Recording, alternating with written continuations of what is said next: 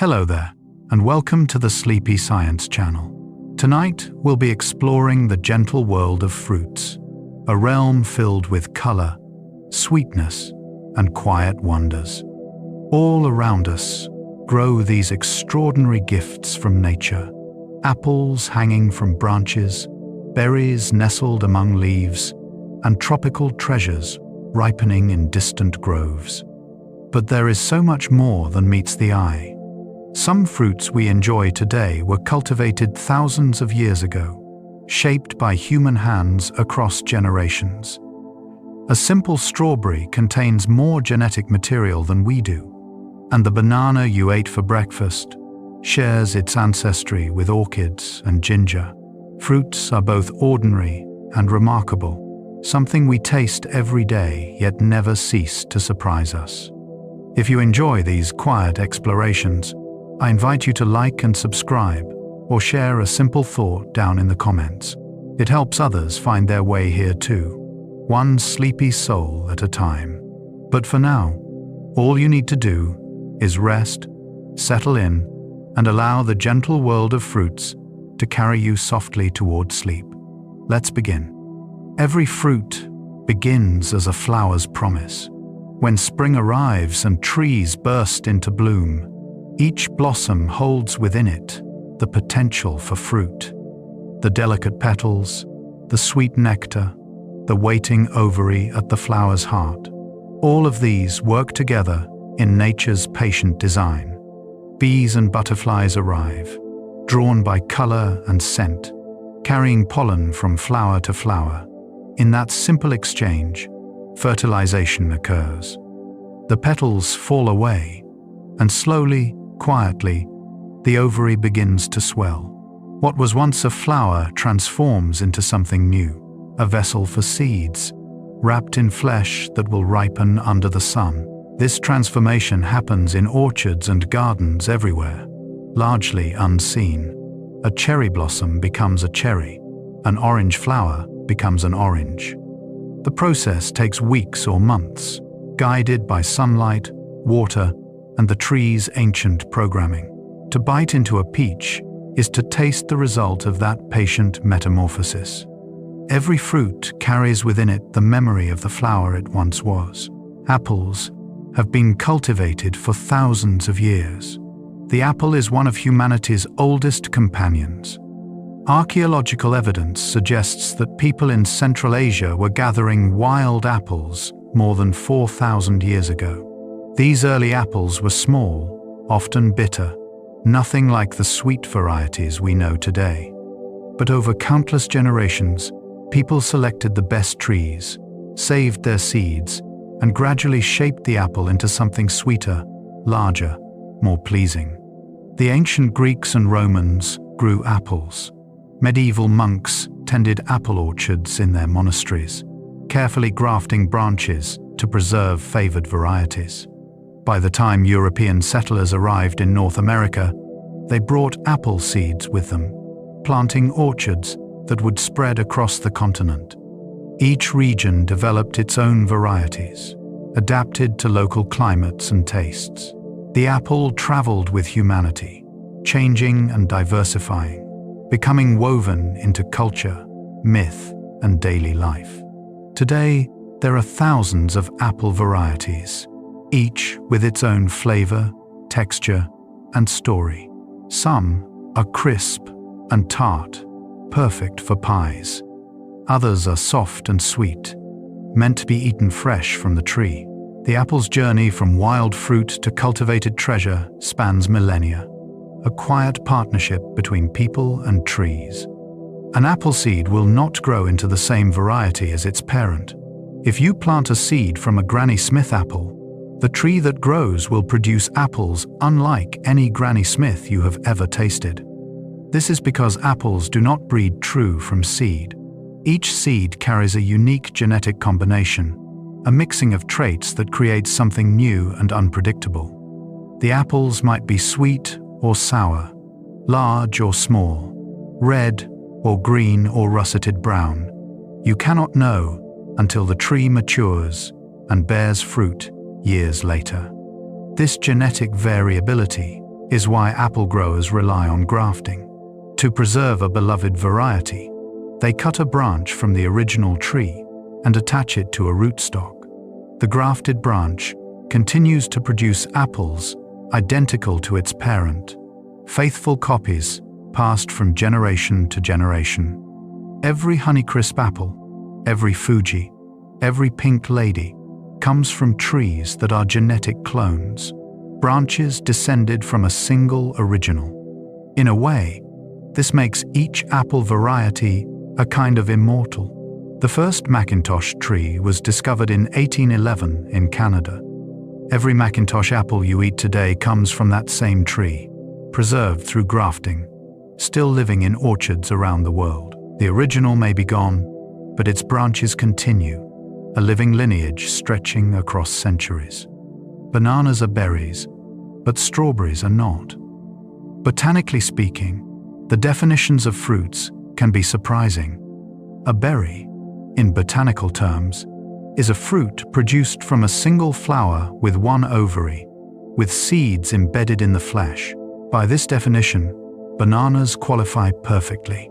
Each banana develops from one flower, and if you look closely at a wild banana, you will find seeds scattered throughout. The seedless bananas we eat today are cultivated varieties, but they still fit the berry category. Strawberries, on the other hand, are not true berries. The red flesh we enjoy is actually a swollen receptacle, the part of the flower that held the ovary. The real fruits are the tiny seeds dotting the surface. Each one is a separate fruit called an achene.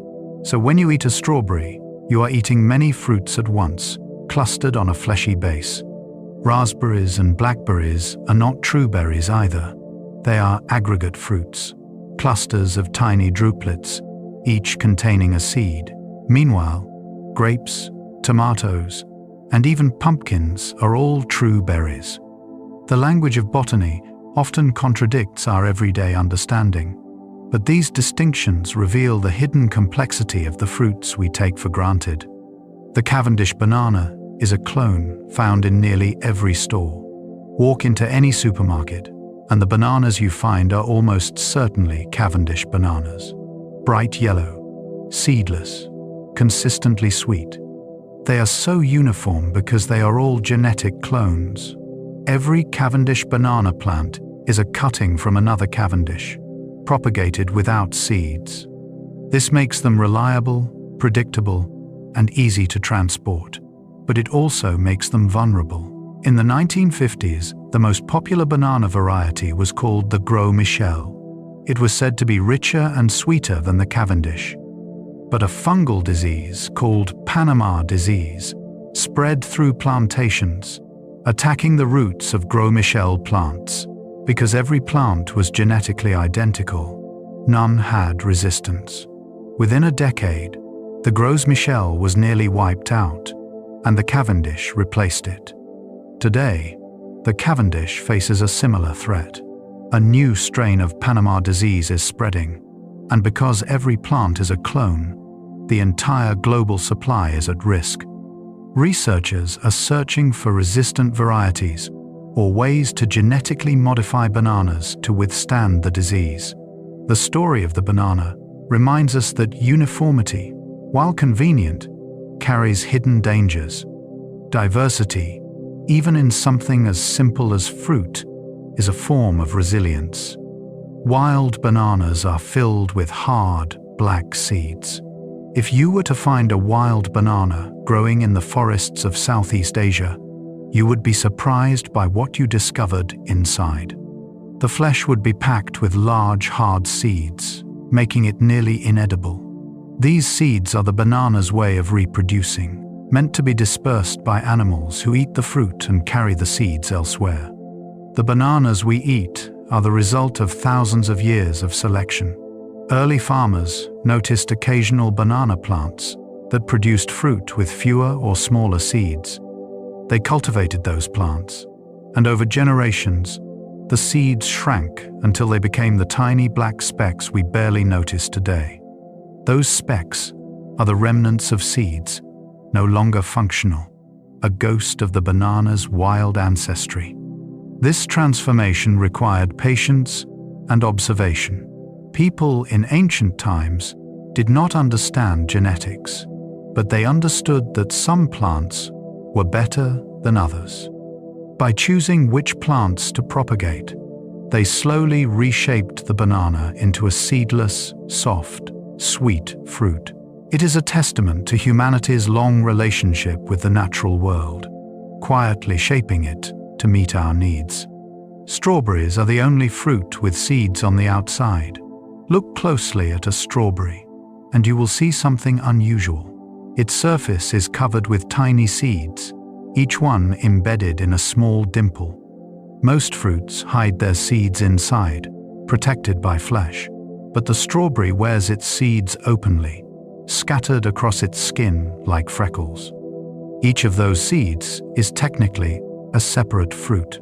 The red part we think of as the fruit is actually an enlarged flower base, and the seeds are individual fruits called achenes. A single strawberry can have 200 or more of these tiny fruits dotting its surface. When you eat a strawberry, you are consuming the swollen receptacle along with all those minute fruits. This arrangement makes strawberries unusual, but it also makes them beautifully efficient. Birds and animals eat the strawberry, seeds and all, and later deposit those seeds in new locations. The seeds are small and hard enough to survive digestion, giving each one a chance to grow into a new plant. The strawberry's design is both strange and elegant, a clever solution to the challenge of spreading seeds far and wide. Tomatoes were once thought to be poisonous in Europe. When tomatoes first arrived in Europe from the Americas in the 16th century, people viewed them with suspicion. They belonged to the nightshade family, which included several poisonous plants. The tomato's bright red color and unusual appearance only added to the fear. For decades, Europeans grew tomatoes as ornamental plants, admiring them in gardens but refusing to eat them. Part of the fear came from an unfortunate coincidence. Wealthy Europeans ate from pewter plates which contained lead. The acidity of tomatoes would leach lead from the plates, causing lead poisoning. People blamed the tomatoes rather than the plates, reinforcing the belief that tomatoes were dangerous. It was not until the 18th century that tomatoes began to be accepted as food, first in Italy and Spain, then gradually spreading north. Today, tomatoes are one of the most widely consumed fruits in the world. We grow them in gardens, use them in sauces, slice them for salads, and dry them for preservation. The journey from feared plant to kitchen staple took centuries, a reminder that cultural acceptance of food can be slow and cautious, shaped by misunderstanding and tradition. A tomato is technically a fruit, not a vegetable. The question of whether a tomato is a fruit or a vegetable has sparked debate for more than a century. Botanically, the answer is clear. A fruit is the mature ovary of a flowering plant, containing seeds. By this definition, tomatoes are fruits. So are cucumbers, peppers, and squash. But in culinary terms, we treat tomatoes as vegetables. They appear in savory dishes, not desserts. They are sliced into salads, cooked into sauces, and roasted alongside other vegetables. The confusion led to a legal case in the United States in 1893. The Supreme Court ruled that tomatoes should be classified as vegetables for the purposes of trade and taxation, even though botanically they are fruits. The case was decided based on common usage rather than science. The court acknowledged that botanically tomatoes were fruits, but ruled that in everyday language and cooking, they were vegetables. This decision highlights the difference between scientific classification and cultural practice. A tomato can be both, depending on whether you are speaking to a botanist or a chef. Oranges are named after the fruit, not the other way around. Before oranges became widely known in Europe, there was no word for the color we now call orange. In Old English, people described the color as yellow red or saffron. The word orange came from the Sanskrit word naranga, which traveled through Persian, Arabic, and eventually into European languages as the fruit spread westward. By the 16th century, oranges were common enough in Europe that the fruit's name began to describe the color itself. Before that, the color had no single name. It was simply a shade between red and yellow. The fruit gave the color its identity, not the reverse. This linguistic shift shows how deeply food shapes language and culture. The orange was so vivid, so distinct, that it demanded its own word. And once that word existed, it expanded to describe anything that shared the fruit's warm, vibrant hue. Sunsets, autumn leaves, and flames all became orange, named after a fruit that traveled thousands of miles to reach Europe. Lemons are a hybrid of bitter orange and citron. Lemons did not exist in the wild. They are a creation of chance and cultivation, a hybrid that arose when bitter oranges and citrons cross-pollinated. This likely happened somewhere in Asia thousands of years ago, possibly in India or Southeast Asia, where citrus fruits grew in abundance. Early farmers noticed the new fruit and propagated it, gradually spreading lemons across the ancient world. The lemon's journey took it through the Middle East, where Arab traders carried it westward. By the time of the Roman Empire, lemons were known in the Mediterranean, prized for their sharp flavor and medicinal properties. They were rare and expensive, grown in sheltered gardens where the climate allowed. It was not until later centuries that lemons became more common. Spanish and Portuguese explorers brought them to the Americas. Italian and Spanish growers cultivated lemon orchards, especially in regions with warm, mild winters. Today, lemons are so familiar that it is easy to forget they are not a natural species, but a hybrid, a blend of two other fruits shaped by human cultivation. Limes and lemons are not the same fruit, though they look similar and taste alike. Limes and lemons are distinct fruits with different origins. Lemons, as we have seen, are hybrids of bitter orange and citron. Limes, on the other hand, come from different parentage, often hybrids involving citron and other wild citrus species.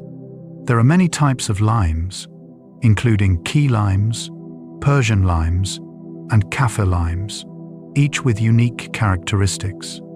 Limes are generally smaller, more acidic, and have a thinner skin than lemons. They thrive in tropical climates, while lemons prefer subtropical regions. In cooking, they are often used interchangeably, but their flavors differ subtly. Limes have a sharper, more floral acidity, while lemons are brighter and slightly sweeter. The confusion between the two is understandable. Both belong to the citrus family. Both are sour, and both are used in similar ways, but their genetic backgrounds, growing conditions, and flavor profiles set them apart. To know the difference is to appreciate the diversity within even the most familiar fruits. Grapes have been cultivated for at least 8,000 years.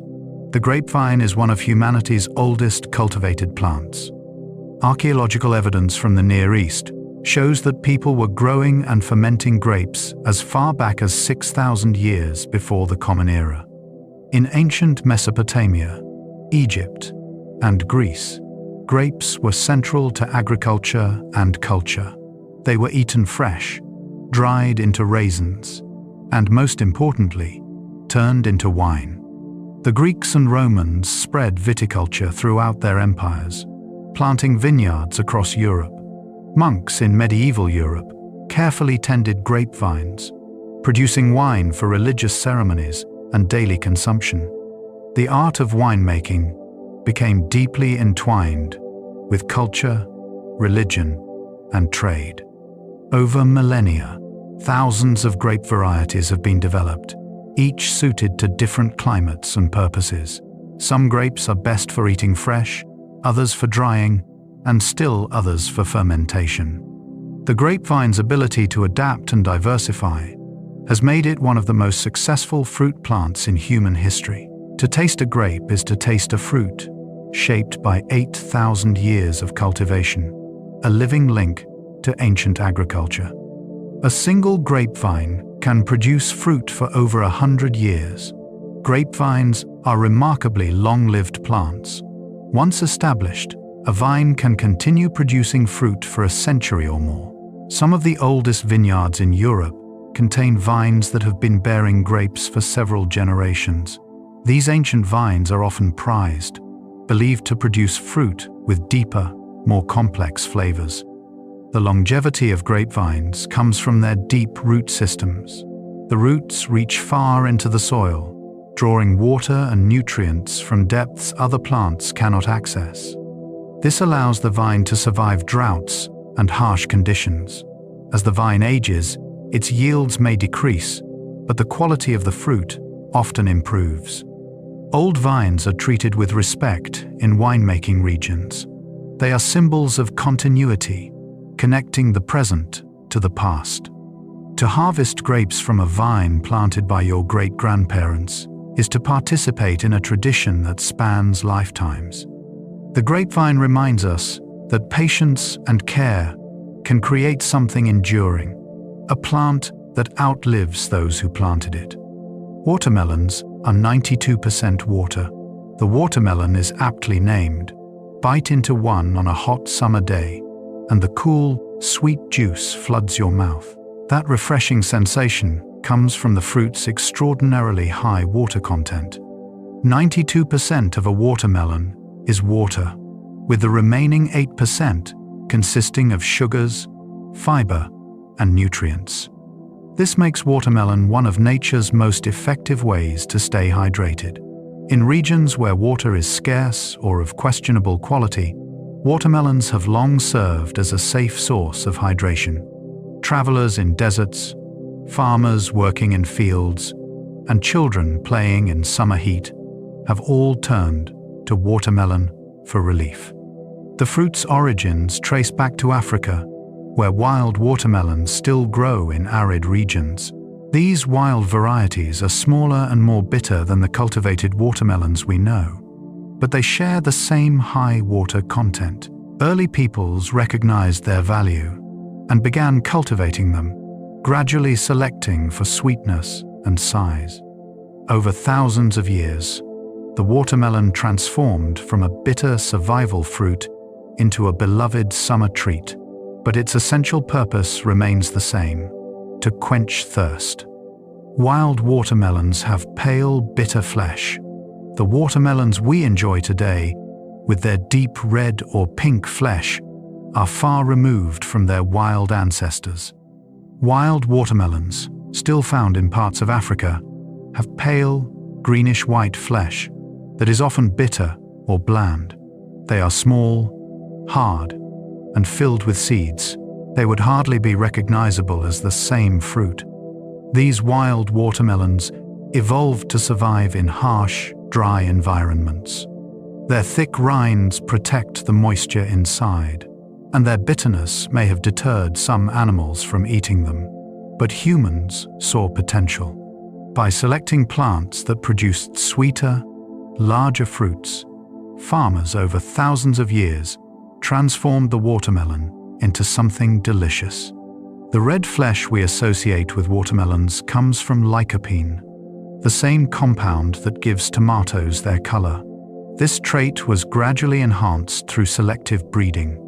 Different cultures developed different varieties. Some preferred yellow flesh, others orange or white. The diversity of watermelons today reflects the creativity and patience of countless generations of farmers who saw a humble, bitter fruit and imagined something better. Pineapples take nearly 2 years to mature. The pineapple is a fruit that demands patience. From planting to harvest, a pineapple plant takes 18 to 24 months to produce a single fruit. The plant grows slowly, sending up a crown of stiff, spiky leaves.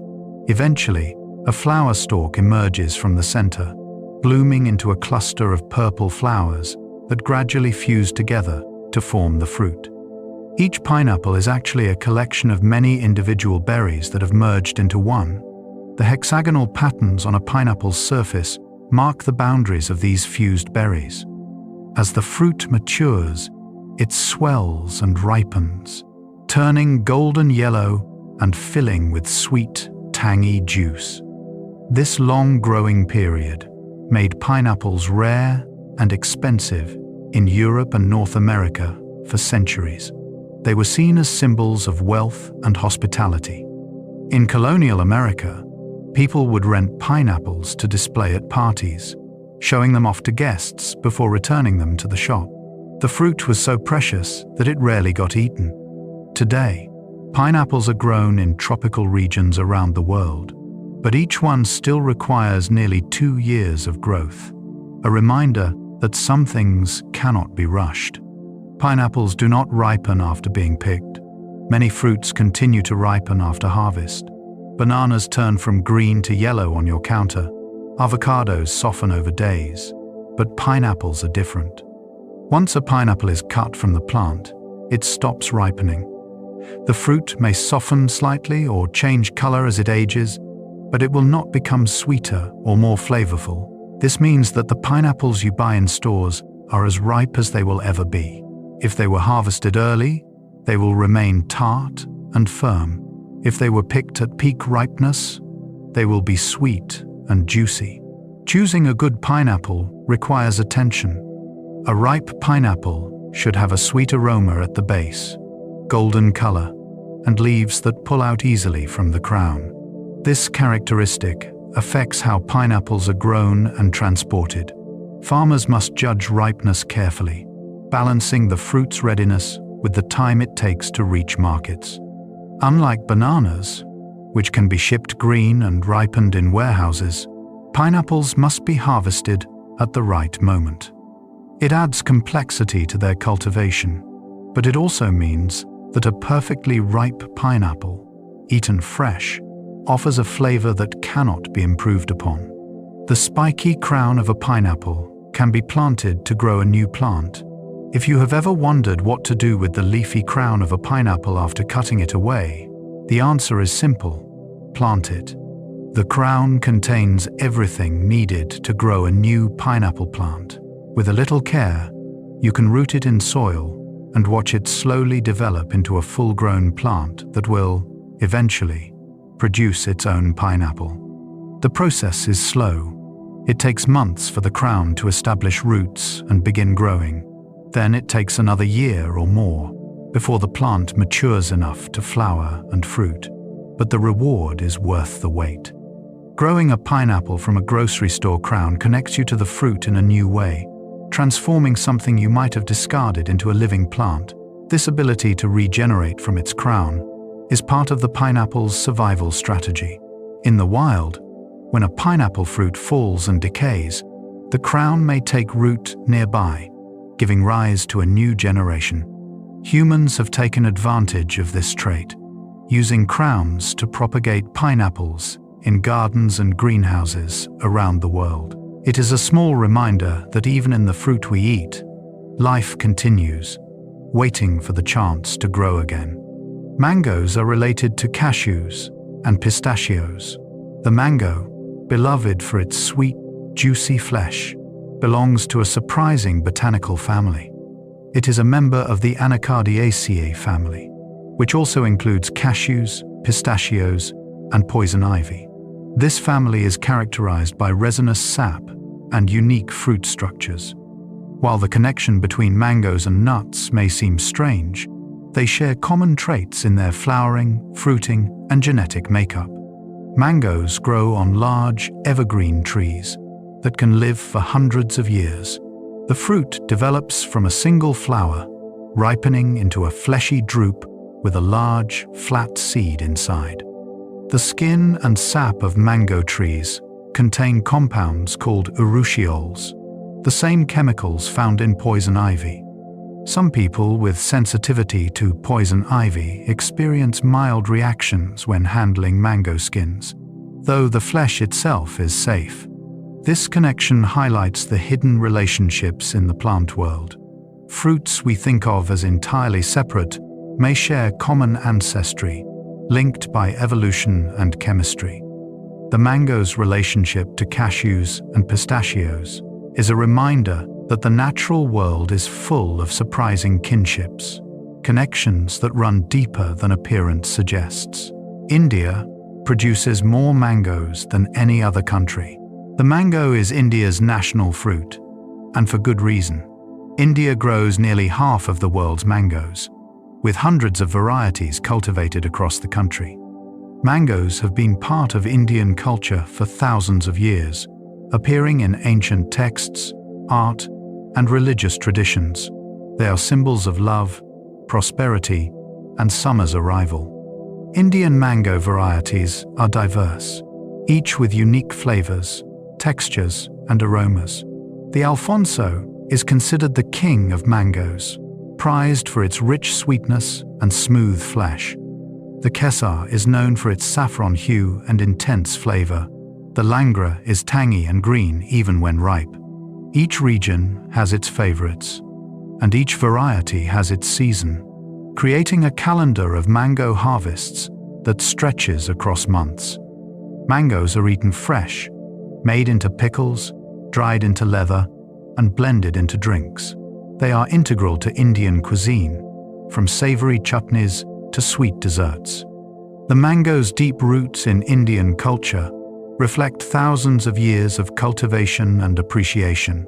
To eat a mango is to taste a fruit that has been cherished, refined, and celebrated across generations. Mangoes can weigh over 4 pounds in some varieties. While most mangoes fit comfortably in your hand, some varieties grow to impressive sizes. The largest mangoes can weigh over 4 pounds, with flesh so abundant it takes time to eat them all.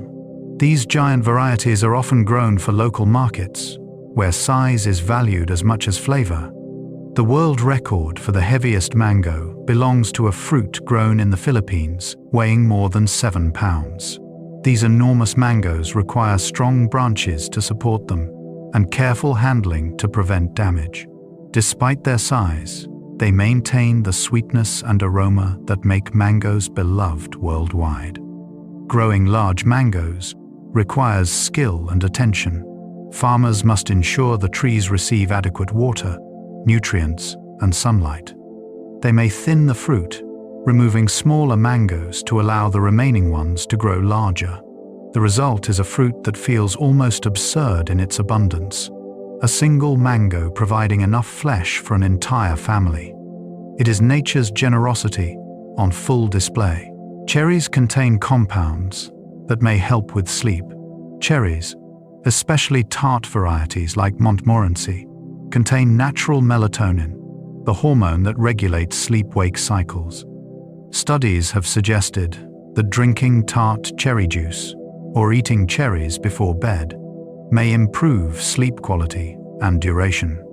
The melatonin in cherries is present in small amounts, but it may be enough to gently support the body's natural sleep rhythms. In addition to melatonin, cherries contain anti-inflammatory compounds and antioxidants that support overall health.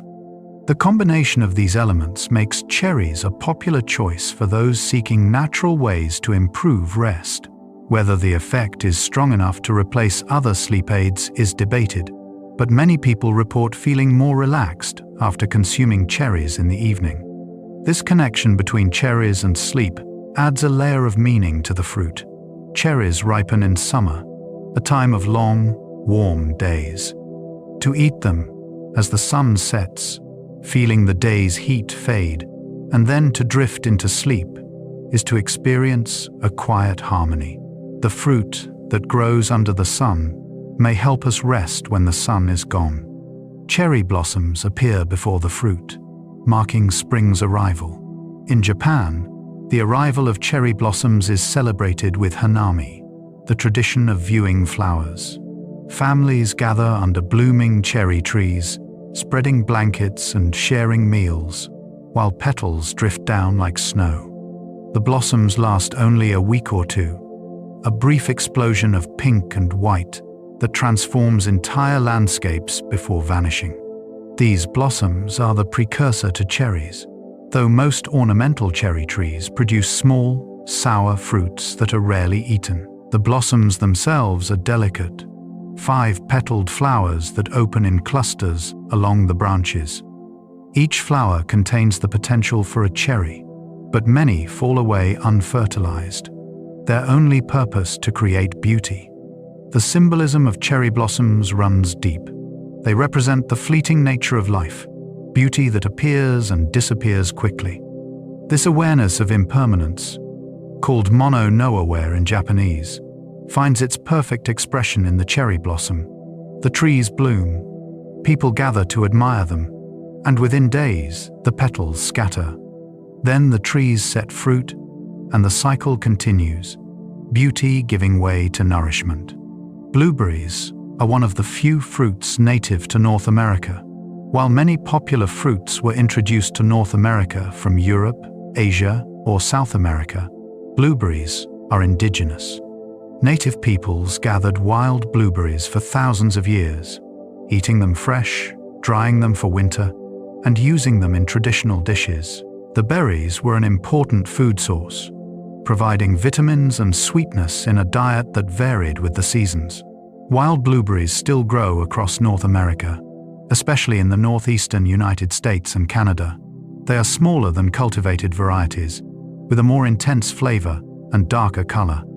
Commercial blueberry cultivation did not begin until the early 20th century, when botanists successfully bred high-yielding varieties suitable for farming. Today, blueberries are grown worldwide, but their roots remain in North American forests and bogs. The fruit that once sustained indigenous communities now fills grocery stores across the globe. Yet the wild varieties persist, growing in the same regions where they have always grown, a connection to the continent's natural heritage. A single blueberry bush can live for decades. Blueberry plants are woody shrubs that, once established, can produce fruit for 30 to 50 years or more. Some wild blueberry patches contain plants that are centuries old, their gnarled stems hidden beneath newer growth. This longevity makes blueberries a worthwhile investment for gardeners and farmers alike.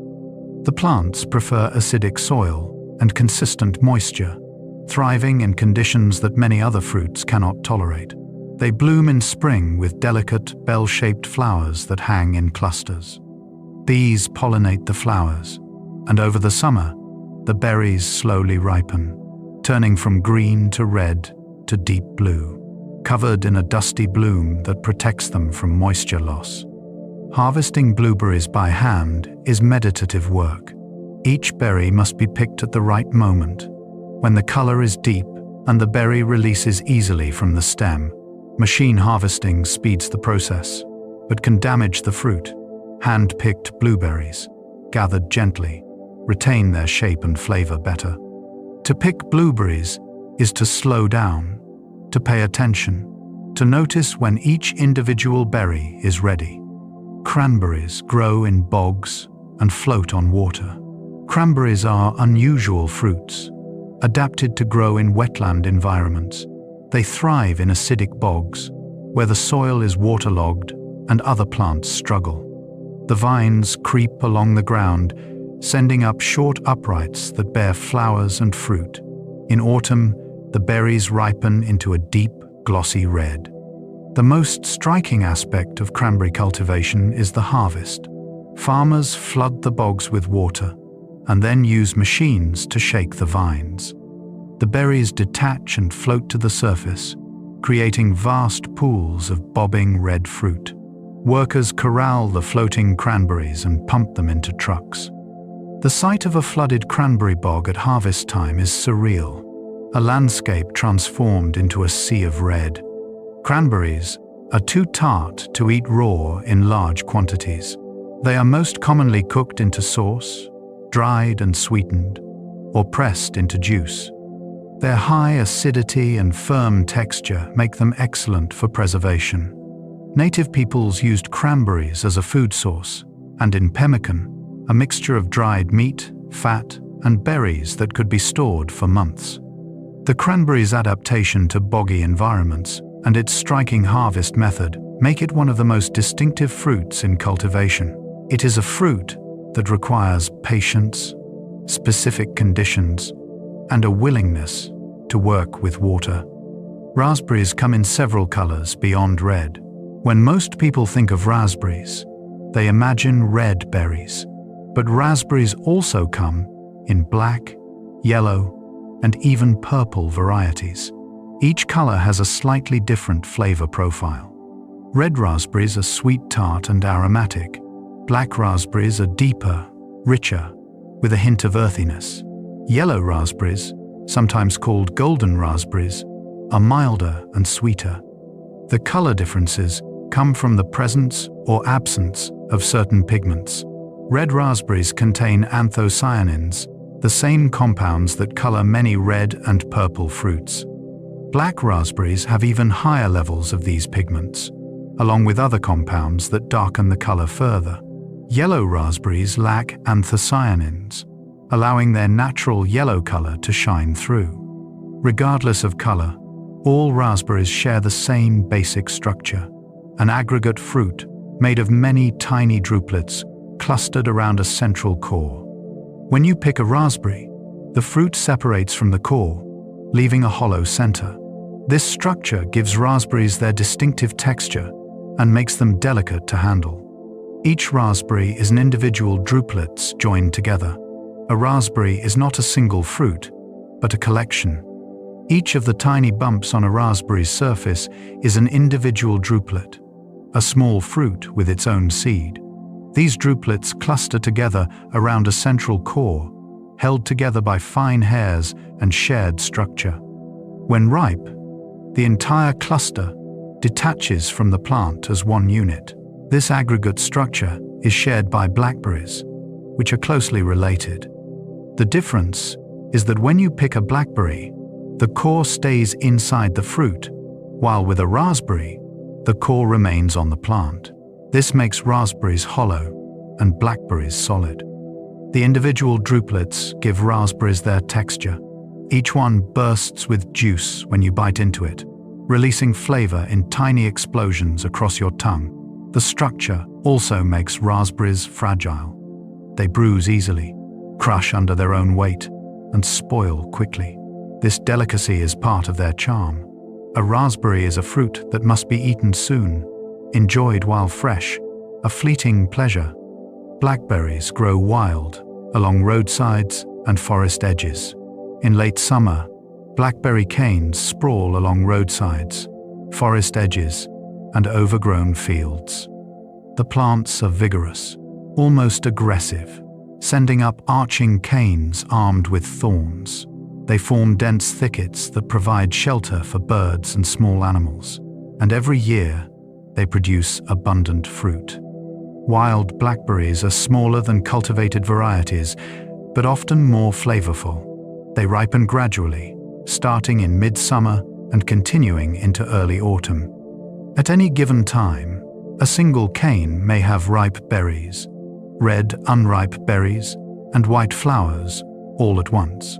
Picking wild blackberries requires patience and care. The thorns catch on clothing and scratch skin, but the reward is worth the effort. There is something satisfying about foraging for wild blackberries. It connects you to the land, to the seasons, to the simple act of gathering food. The berries are free, abundant, and delicious. Eaten fresh, they are sweet and slightly tart. Cooked into jam or pie, they transform into something deeper, richer, with a complexity cultivated berries rarely achieve. Cultivated blackberries are often thornless varieties. Modern blackberry breeding has focused on removing the thorns that make wild blackberries difficult to harvest. Thornless varieties are easier to pick, safer for workers, and more appealing to home gardeners. The berries are often larger as well, bred for size and yield. But something is lost in the process. Many people insist that wild, thorny blackberries taste better, with a more complex flavor and firmer texture. The thornless varieties are convenient, but they lack the intensity of their wild cousins. The trade-off between ease and flavor is a common theme in modern agriculture. Still, thornless blackberries have made the fruit more accessible. Families can plant them in backyards without worrying about children getting scratched. Farmers can harvest them more efficiently. The fruit reaches more people, even if the flavor is slightly diminished.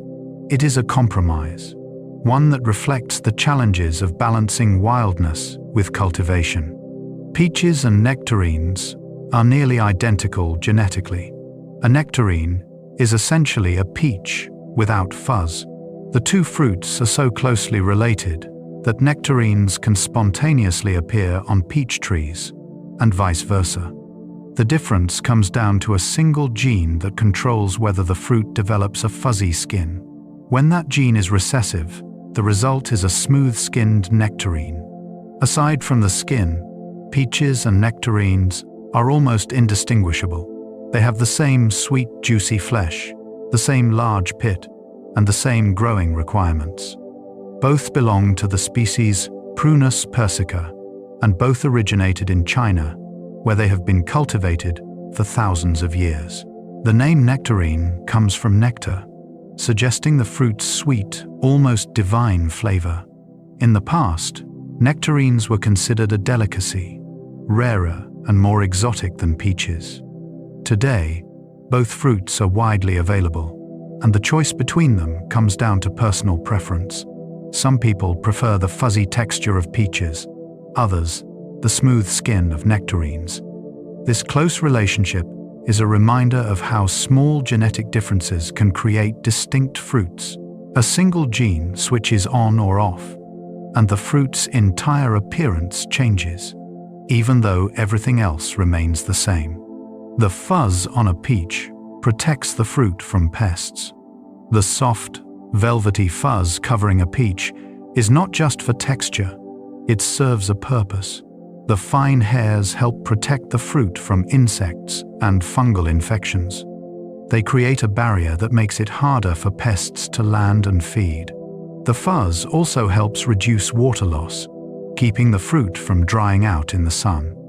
Some people find peach fuzz unpleasant, avoiding the fruit because of the texture.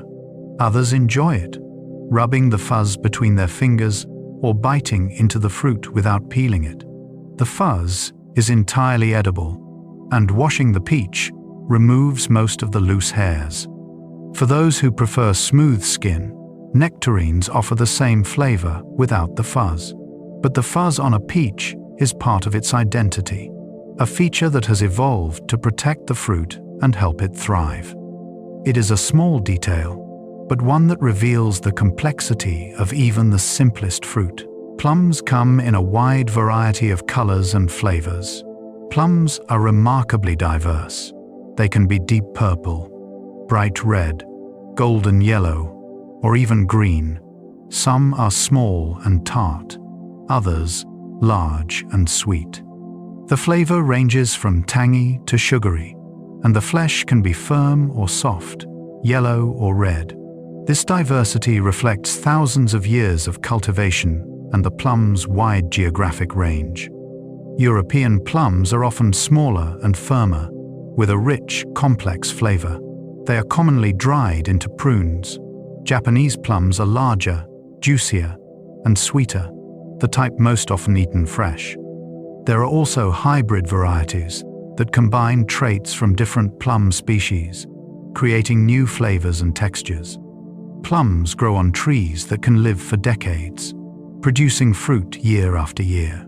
The blossoms appear in early spring, delicate white or pink flowers that blanket the branches.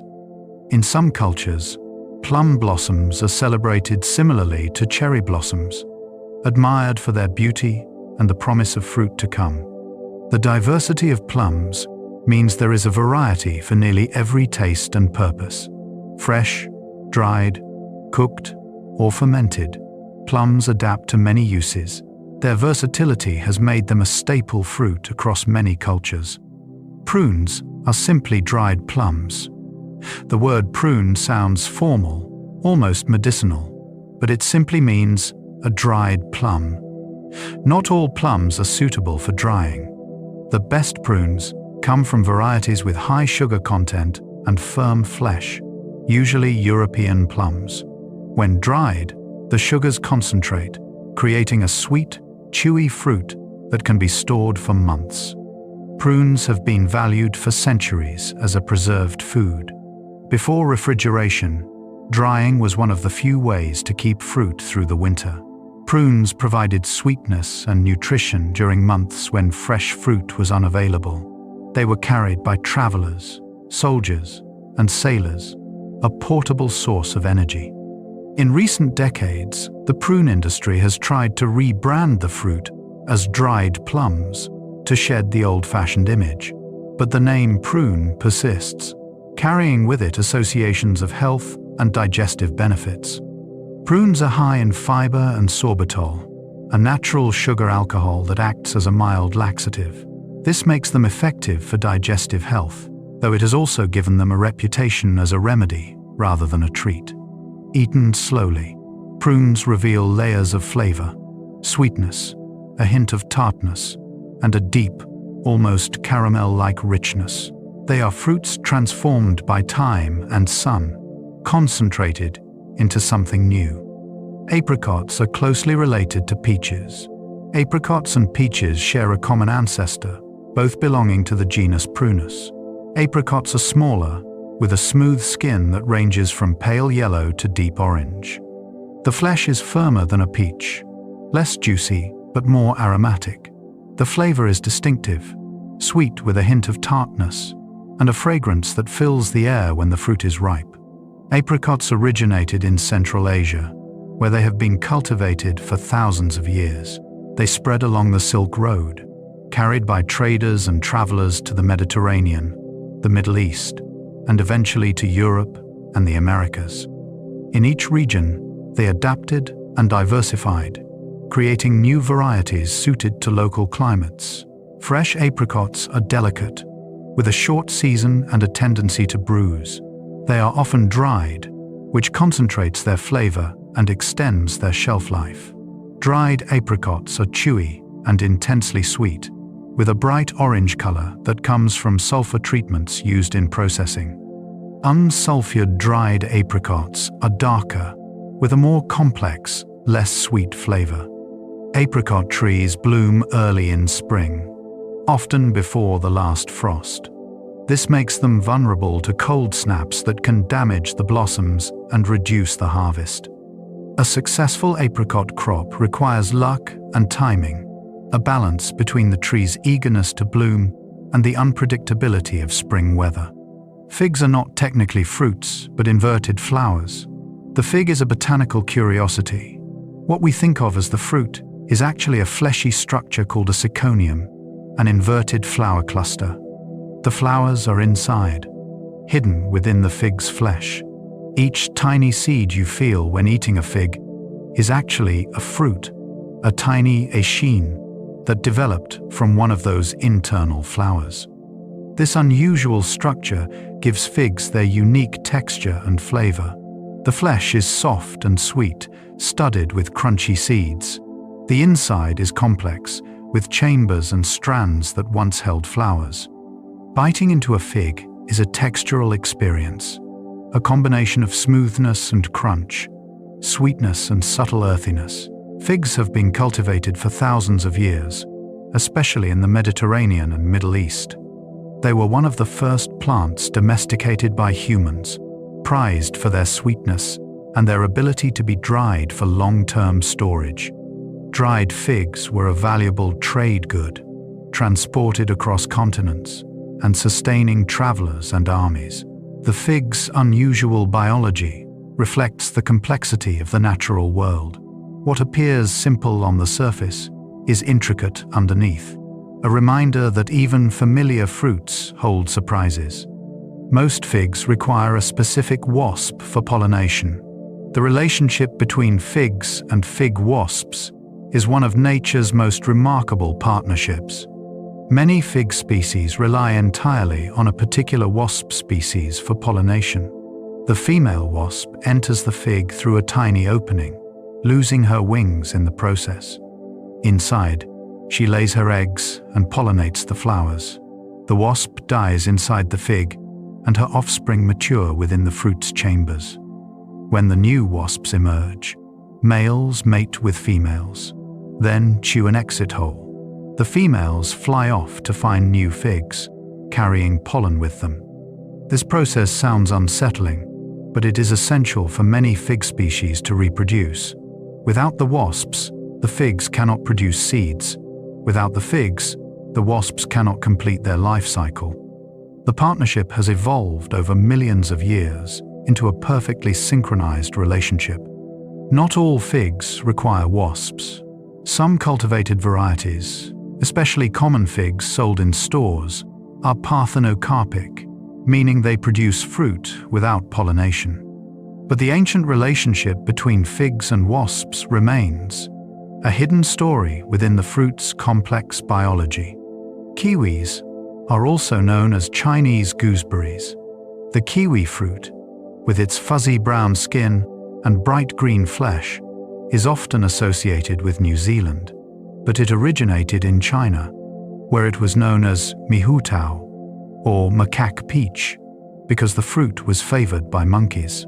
Chinese farmers cultivated the fruit for centuries, though it remained relatively obscure outside of Asia.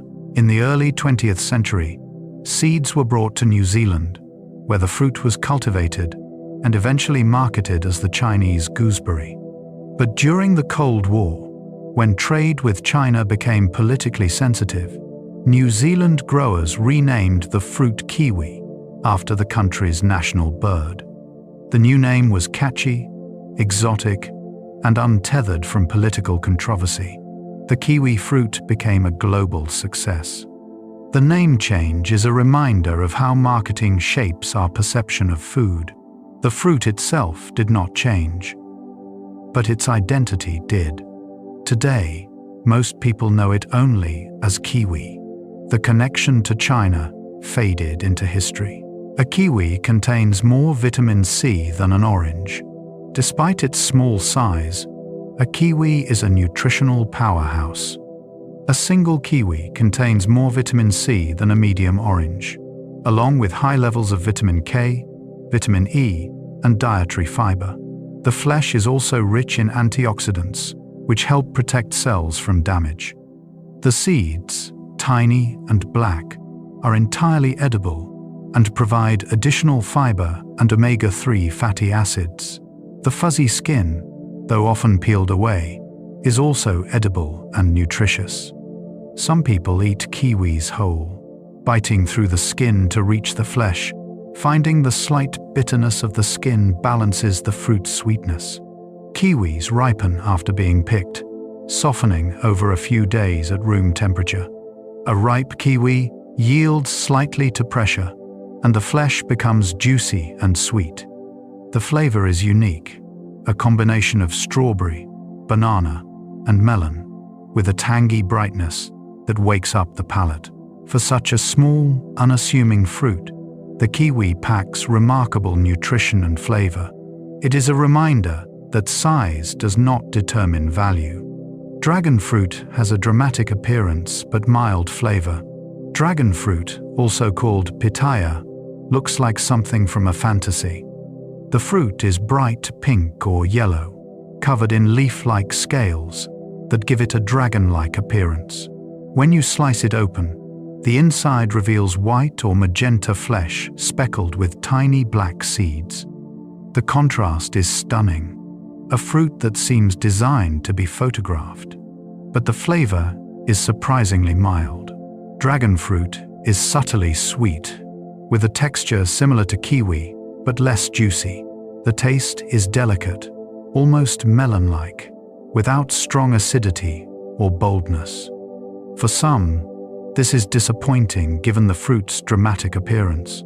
For others, the mildness is refreshing, a gentle flavor that does not overwhelm. Dragon fruit grows on a type of cactus native to Central and South America, though it is now cultivated in Southeast Asia, where it has become popular. The cactus blooms at night with large, fragrant flowers that last only one evening. By morning, the flowers wilt, and if pollinated, they begin to develop into fruit. The dragon fruit is a reminder that beauty and flavor do not always align. Sometimes, the most dramatic appearances hide the quietest tastes. Papayas contain enzymes that tenderize meat. Papayas are tropical fruits with soft orange flesh and a sweet, musky flavor. But beyond their taste, papayas contain an enzyme called papain, which breaks down proteins. This enzyme is so effective that papaya has been used for centuries as a natural meat tenderizer. Wrapping meat in papaya leaves or rubbing the flesh on tough cuts softens the meat, making it easier to chew and digest. Papaya is also used in various commercial products, from meat tenderizers to digestive supplements. In some cultures, unripe papayas are cooked as vegetables, their firm flesh and high enzyme content making them useful in savory dishes. Ripe papayas, with their soft, sweet flesh, are eaten fresh or blended into smoothies. The seeds inside a papaya are edible as well, though they have a strong, peppery flavor. Some people dry and grind them to use as a spice, similar to black pepper. The entire fruit, from flesh to seeds, offers culinary possibilities. Papayas grow quickly, producing fruit within a year of planting. The trees are short-lived, often productive for only a few years, but they produce abundantly during that time. In tropical regions, papayas are a common backyard tree, providing fresh fruit with minimal effort. Avocados are botanically classified as berries. The avocado is full of surprises, and its botanical classification is one of them. According to botanists, an avocado is a berry. A berry is a fruit produced from a single ovary, with seeds embedded in the flesh. Avocados fit this definition perfectly. The single large seed sits within the creamy flesh, which developed from the flower's ovary.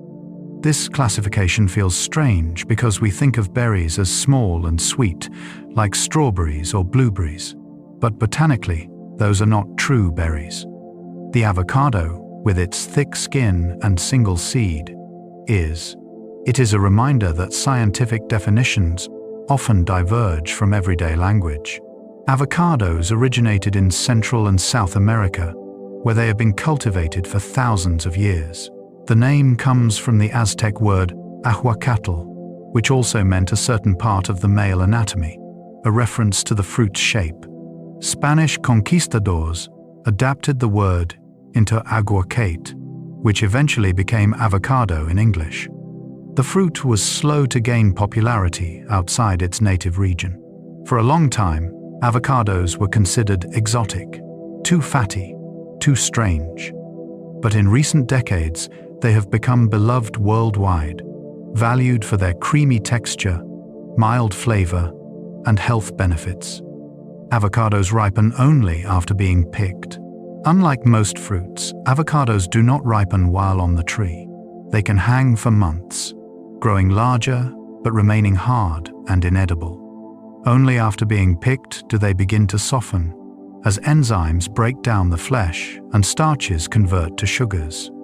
This unusual trait allows farmers to control ripening, harvesting avocados as needed and letting them ripen during transport or storage. For consumers, this means patience. A rock-hard avocado needs several days at room temperature to become ready to eat. You can speed the process by placing the avocado in a paper bag with a banana or apple, which release ethylene gas that triggers ripening. Once ripe, an avocado softens quickly, and the window for perfect ripeness is brief. Within a day or two, the flesh can become overripe, turning brown and mushy. This timing requires attention. Checking the avocado daily, feeling for the moment when it yields just slightly to pressure, is a small ritual familiar to anyone who loves the fruit. The wait is part of the experience, a lesson in patience rewarded by creamy, buttery flesh.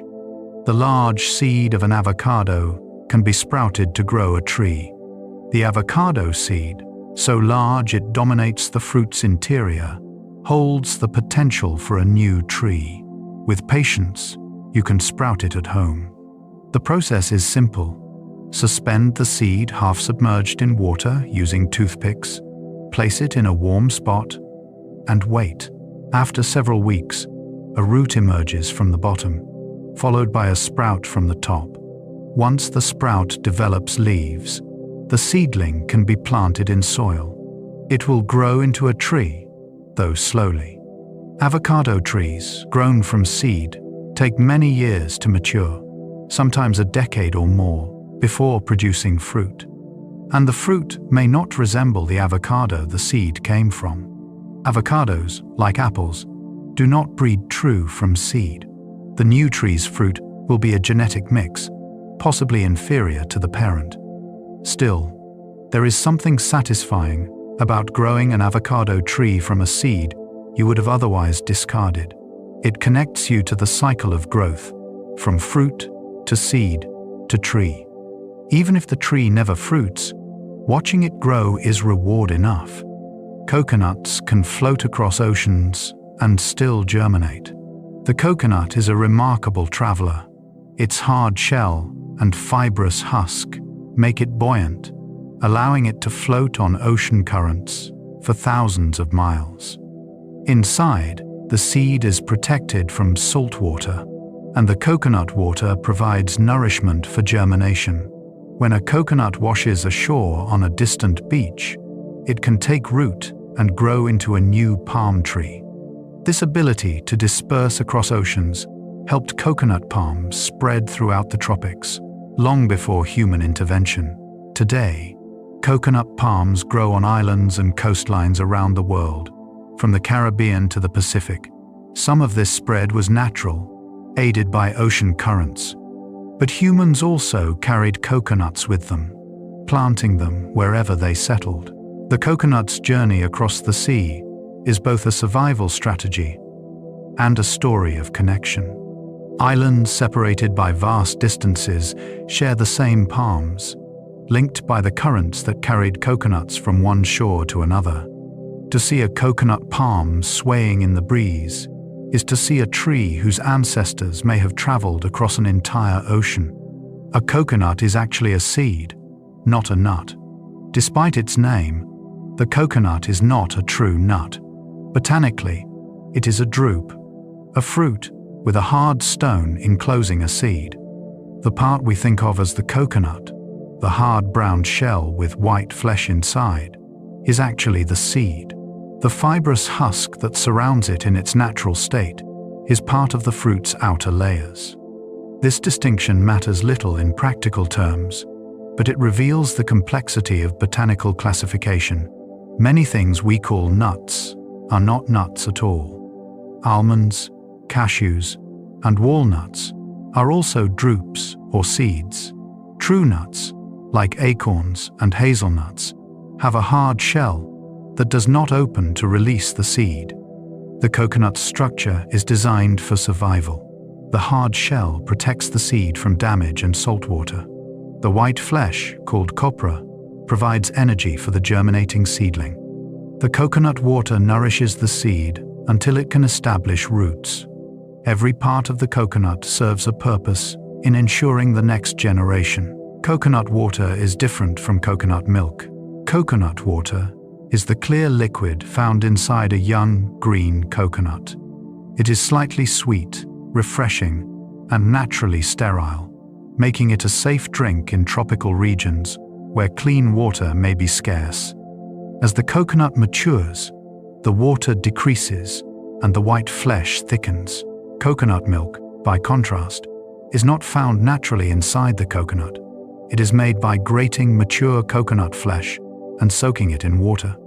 The liquid is then squeezed out, creating a rich, creamy milk used in cooking. Coconut milk is thick and fatty, with a strong coconut flavor, completely different from the light, subtle taste of coconut water. The distinction between water and milk is important in cooking. Coconut water is a drink consumed fresh or bottled. Coconut milk is an ingredient used in curries, soups, and desserts. Both come from the same fruit, but they serve different purposes and offer different experiences. Durian is banned in many public places due to its smell. Durian is known as the king of fruits in Southeast Asia, prized for its creamy texture and complex flavor. But it is also one of the most polarizing fruits in the world, thanks to its smell. The odor is intense, often described as a mix of onions, gym socks, and rotting fruit. Some people find it unbearable, while others barely notice it or even enjoy it. The smell is so strong that durian is banned in many hotels, airports, and public transportation systems in Southeast Asia. Signs warning against bringing durian inside are common. The fruit's odor lingers, permeating everything it touches. Even the empty shell retains the smell for days. For those who can get past the smell, durian offers a unique experience. The flesh is custard-like, rich and sweet, with notes of caramel, almond, and a hint of savory flavor. Each variety tastes slightly different, and enthusiasts can spend hours debating which is best. Durian is expensive, sometimes costing more than $100 for a single fruit, especially prized varieties. The durian's reputation is a reminder that flavor and aroma are subjective. What one person finds repulsive, another finds delicious. The fruit divides people sharply, but for its fans, there is no substitute. Durian flesh is creamy and custard-like when ripe. Inside the durian's spiky shell are chambers filled with pale yellow or cream-colored flesh. The texture is unlike any other fruit, thick and creamy, almost like pudding. When fully ripe, the flesh is soft enough to scoop with a spoon, melting on the tongue. The flavor is complex, layered, difficult to describe. There is sweetness, but also a faint bitterness and savory undertone. Some detect hints of garlic, others almond or vanilla. The aftertaste lingers, coating the mouth with richness. Eating durian is an immersive experience, engaging all the senses. In Southeast Asia, durian season is a time of celebration. Markets overflow with the fruit, and vendors display varieties with different characteristics. People gather to eat durian together, sharing the experience and debating which variety is superior. The fruit is eaten fresh, but also used in desserts, ice cream, and pastries. For those unfamiliar with durian, the first taste can be shocking, but many find that the flavor grows on them, revealing subtleties with each bite. Durian is not a fruit you like immediately. It is one you learn to appreciate. Pomegranates contain hundreds of edible seeds. Open a pomegranate, and you find a treasure trove. Inside the leathery skin are chambers filled with arils, small seed pods surrounded by translucent jewel-like flesh. Each aril contains a crunchy seed enveloped in tart, sweet juice. A single pomegranate can hold more than 600 arils. Eating a pomegranate requires patience. You must separate the arils from the bitter white pith that divides the chambers. The traditional method involves breaking the fruit open and working the arils free by hand, a messy but meditative process. Some people submerge the pomegranate in water, making it easier to separate the arils, which sink while the pith floats. The effort is worth it. The arils burst in your mouth, releasing their tangy juice and providing a satisfying crunch. Pomegranates have been cultivated for thousands of years, especially in the Middle East and Mediterranean. They appear in ancient art, religious texts, and mythology, symbolizing fertility, abundance, and life. Today, pomegranates are enjoyed fresh, juiced, or scattered over salads and desserts. The seeds add color, texture, and a bright, refreshing flavor to any dish. Pomegranate juice has been valued for centuries for health benefits. Pomegranate juice is deep red, almost purple, with a tart sweetness that is both refreshing and complex. It has been valued for thousands of years, not just for its flavor but for its health properties. Ancient cultures used pomegranate juice as a remedy for various ailments, and modern research has begun to validate some of these traditional uses. Pomegranates are rich in antioxidants, particularly polyphenols, which help protect cells from damage. Studies have suggested that pomegranate juice may support heart health, reduce inflammation, and improve memory. While more research is needed, the fruit's reputation as a health tonic persists. Making pomegranate juice at home is simple. Press the areoles through a strainer or blend them and strain out the seeds. The result is a vibrant, flavorful juice that tastes far better than most commercial versions, which are often diluted or sweetened. Drinking pomegranate juice feels like consuming something ancient, a connection to the past, when this fruit was revered as a symbol of health and vitality. Passion fruit has a fragrant, tropical flavor. Passion fruit is small, with a tough, wrinkled skin that gives little hint of the treasure inside. Cut it open, and you find a cavity filled with orange or yellow pulp dotted with small, edible seeds.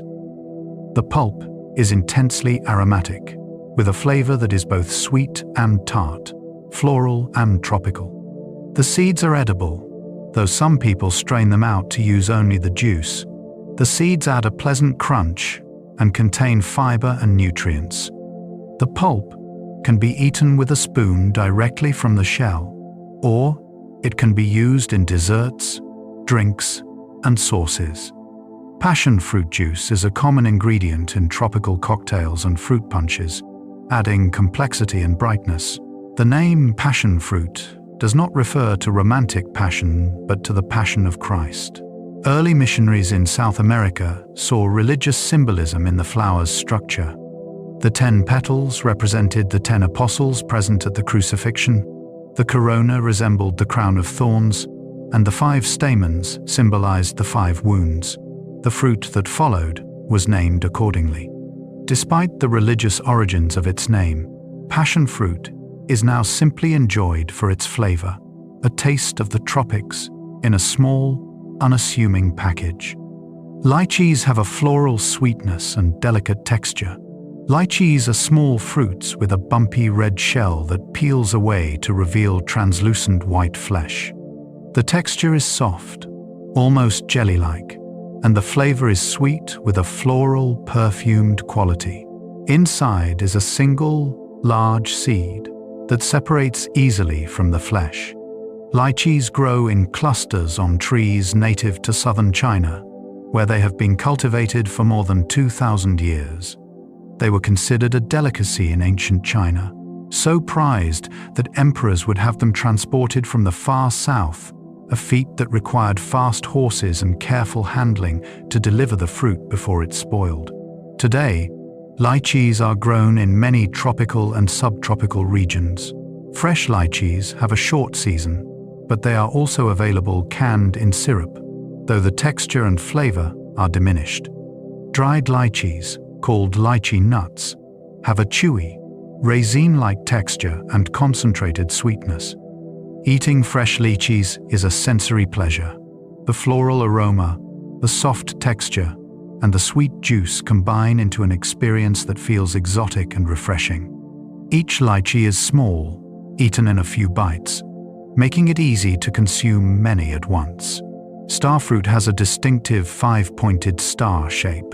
Starfruit, also called carambola, is named for its shape. When sliced crosswise, each piece forms a perfect 5-pointed star. The fruit is golden yellow when ripe, with a crisp, juicy texture and a flavor that is mildly sweet with a hint of tartness. The entire fruit is edible, skin and all. Some varieties are sweeter, while others are more sour. The sour types are often used in cooking, adding acidity to dishes. The sweeter varieties are eaten fresh or used as a garnish, their star shape making them visually striking. Starfruit grows on small trees native to Southeast Asia.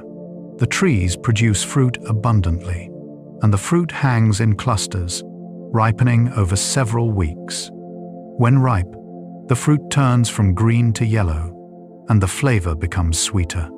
Starfruit contains a compound called caramboxin, which can be harmful to people with kidney problems.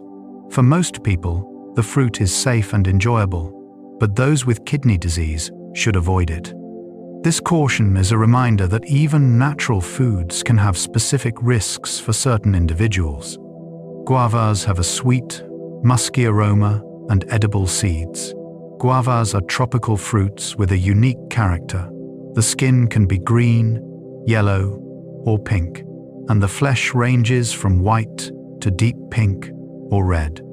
The texture is grainy, somewhat like a pear, and the flavor is sweet with a musky, aromatic quality.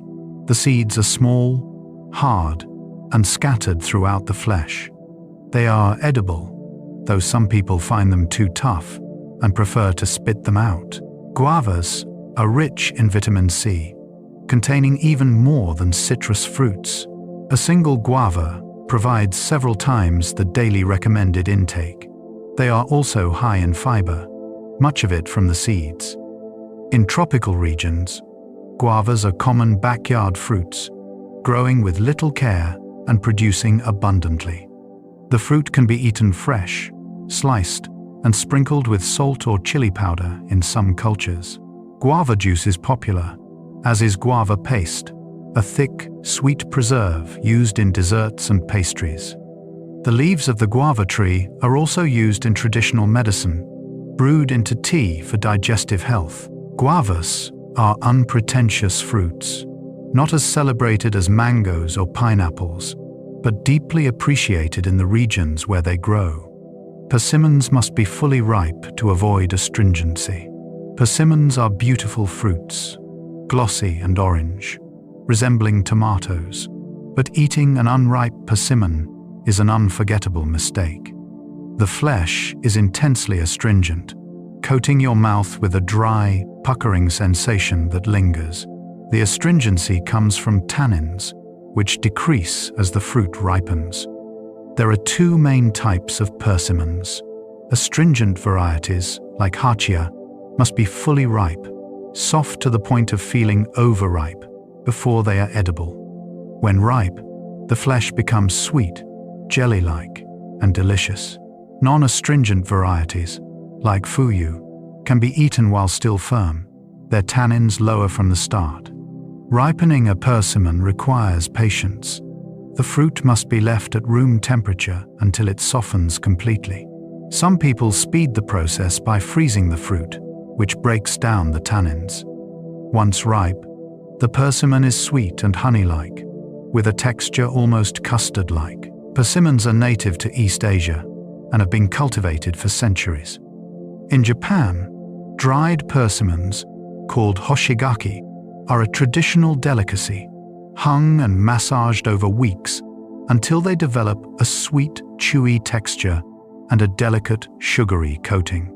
Dates are one of the oldest cultivated fruits. Dates have sustained civilizations for thousands of years. In the arid regions of the Middle East and North Africa, date palms provided food, shade, and building materials. The fruit itself, sweet and energy-dense, could be stored for long periods, making it invaluable in regions where other crops struggled.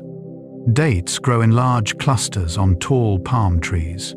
A single tree can produce hundreds of pounds of fruit each year. The fruit starts green and hard, gradually ripening to a soft, caramel-like consistency. Fresh dates are plump and moist, with a rich, honey-like sweetness. Dried dates are chewier, with concentrated flavor. There are many varieties of dates, each with different textures and flavors. Medjool dates are large, soft, and intensely sweet, often called the king of dates. Deglet Nur dates are smaller, firmer, and less sweet.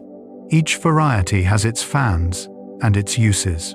Dates have appeared in religious texts, ancient trade records, and historical accounts of desert travel. They sustained nomads crossing vast deserts, provided energy for laborers building ancient monuments, and remain a staple in many cultures today. Figs and dates were among the first cultivated fruits. Both figs and dates appear in some of humanity's earliest agricultural records. They were among the first fruits intentionally cultivated, chosen for their sweetness, their ability to be dried and stored, and their adaptability to arid climates. In regions where grain crops were uncertain, figs and dates provided reliable nutrition. Archaeological evidence suggests figs were cultivated in the Jordan Valley more than 11,000 years ago, possibly before the cultivation of grains. Dates have a similar history, with evidence of cultivation in Mesopotamia dating back at least 5,000 years. These fruits allowed early civilizations to flourish in challenging environments. They were traded across vast distances, their sweetness a luxury in times when sugar was unknown. To eat a fig or a date today is to taste fruits that have fed humanity for millennia, unchanged in their essential character. Breadfruit was used as a staple carbohydrate in the Pacific.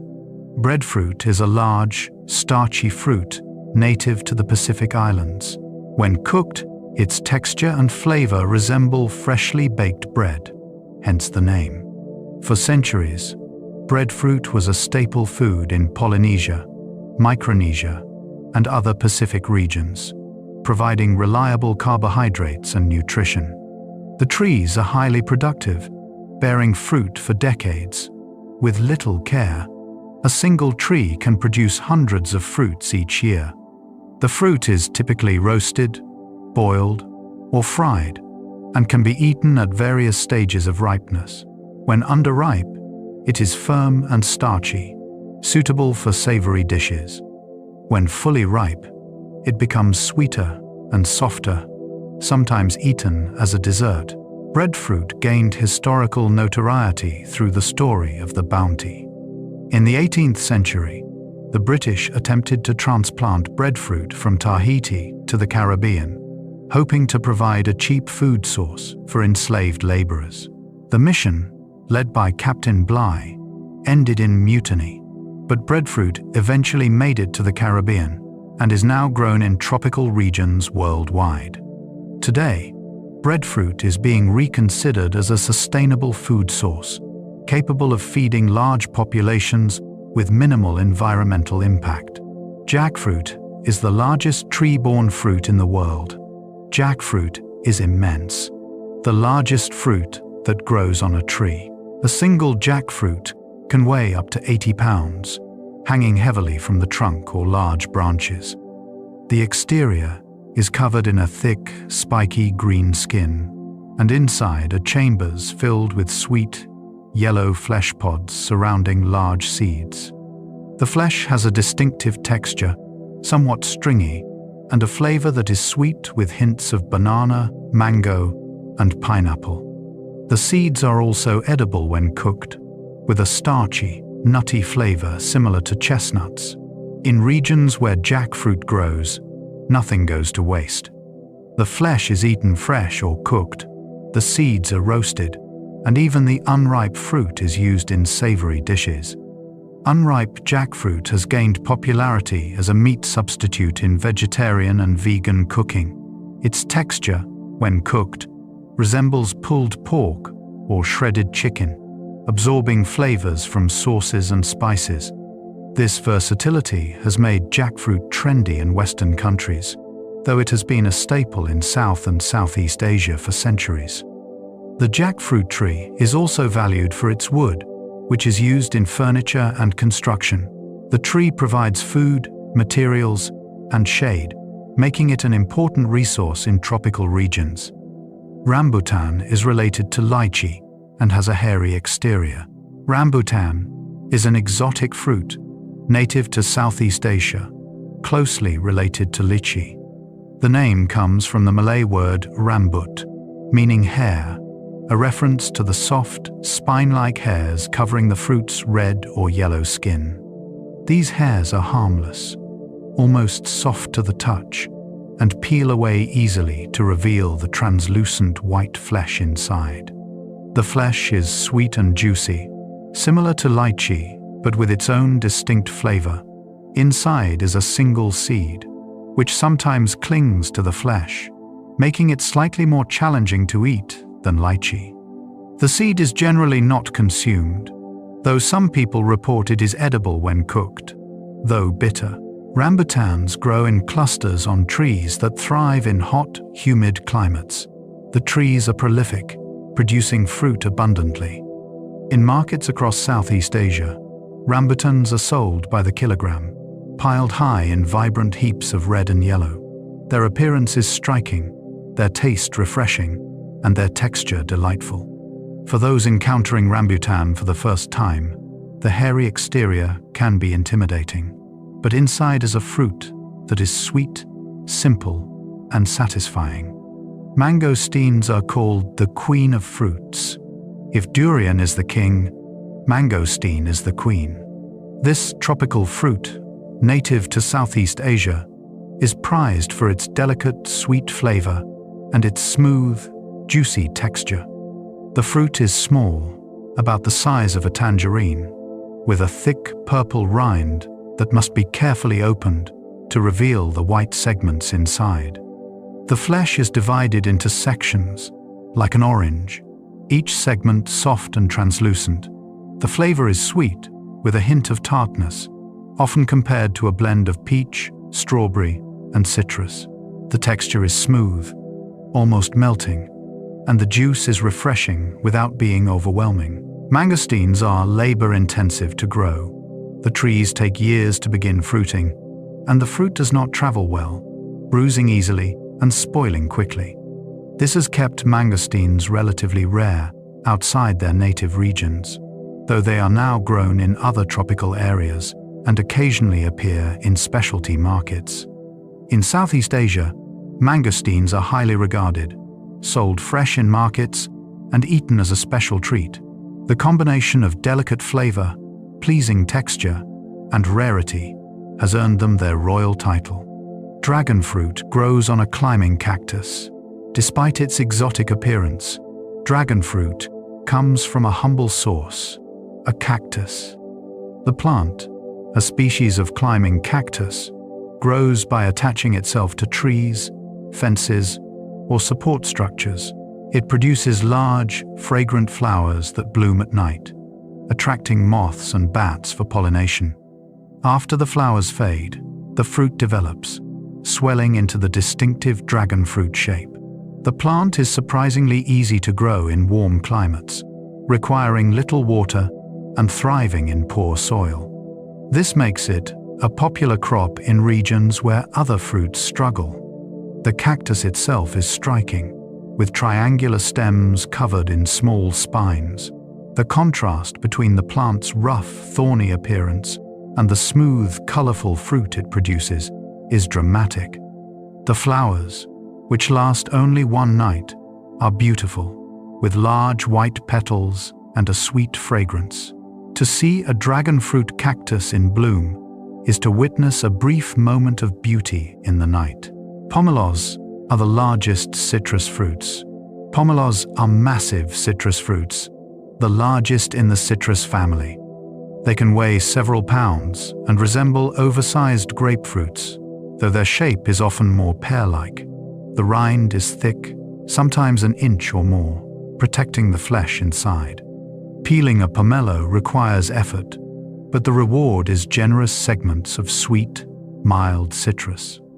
The flesh can be white, pink, or red, depending on the variety. The flavor is less tart than grapefruit, sweeter and more delicate. The membranes surrounding each segment are thick and bitter, so they are usually removed before eating. What remains is pure, juicy citrus flesh, refreshing and satisfying. Pomelos are native to Southeast Asia, where they are often eaten fresh or used in salads. In Chinese culture, pomelos are associated with prosperity and are often given as gifts during the Lunar New Year. The fruit's size and sweetness make it a symbol of abundance. Peeling a pomelo is a process, almost a ritual. The thick rind comes away in large pieces, revealing the segments beneath. The effort required to reach the fruit makes the eating more intentional, a reminder to slow down and savor. Citrus fruits are hybrids of 3 original species.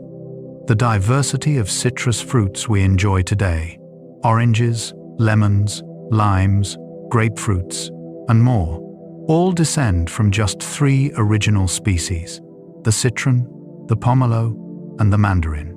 Through natural and human-guided cross-pollination, these 3 species gave rise to the wide array of citrus we know. Oranges are hybrids of mandarins and pomelos. Grapefruits are hybrids of sweet oranges and pomelos. Lemons, as mentioned earlier, come from bitter oranges and citrons. Limes have various parentages, often involving citrons. Each new combination creates a fruit with different characteristics, blending the traits of its parents. This interconnected family tree shows how much diversity can arise from a small genetic base.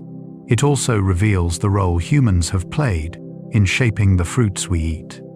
By selecting and cultivating certain hybrids, people have created fruits tailored to different climates, tastes, and uses. The citrus family is a testament to nature's adaptability and humanity's ingenuity, a collaboration that has filled our tables with vibrant, flavorful fruits. Kumquats are eaten whole, skin and all.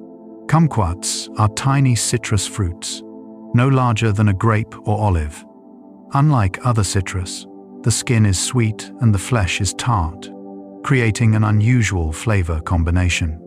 The traditional way to eat a kumquat is to pop the whole fruit into your mouth, chewing skin and flesh together.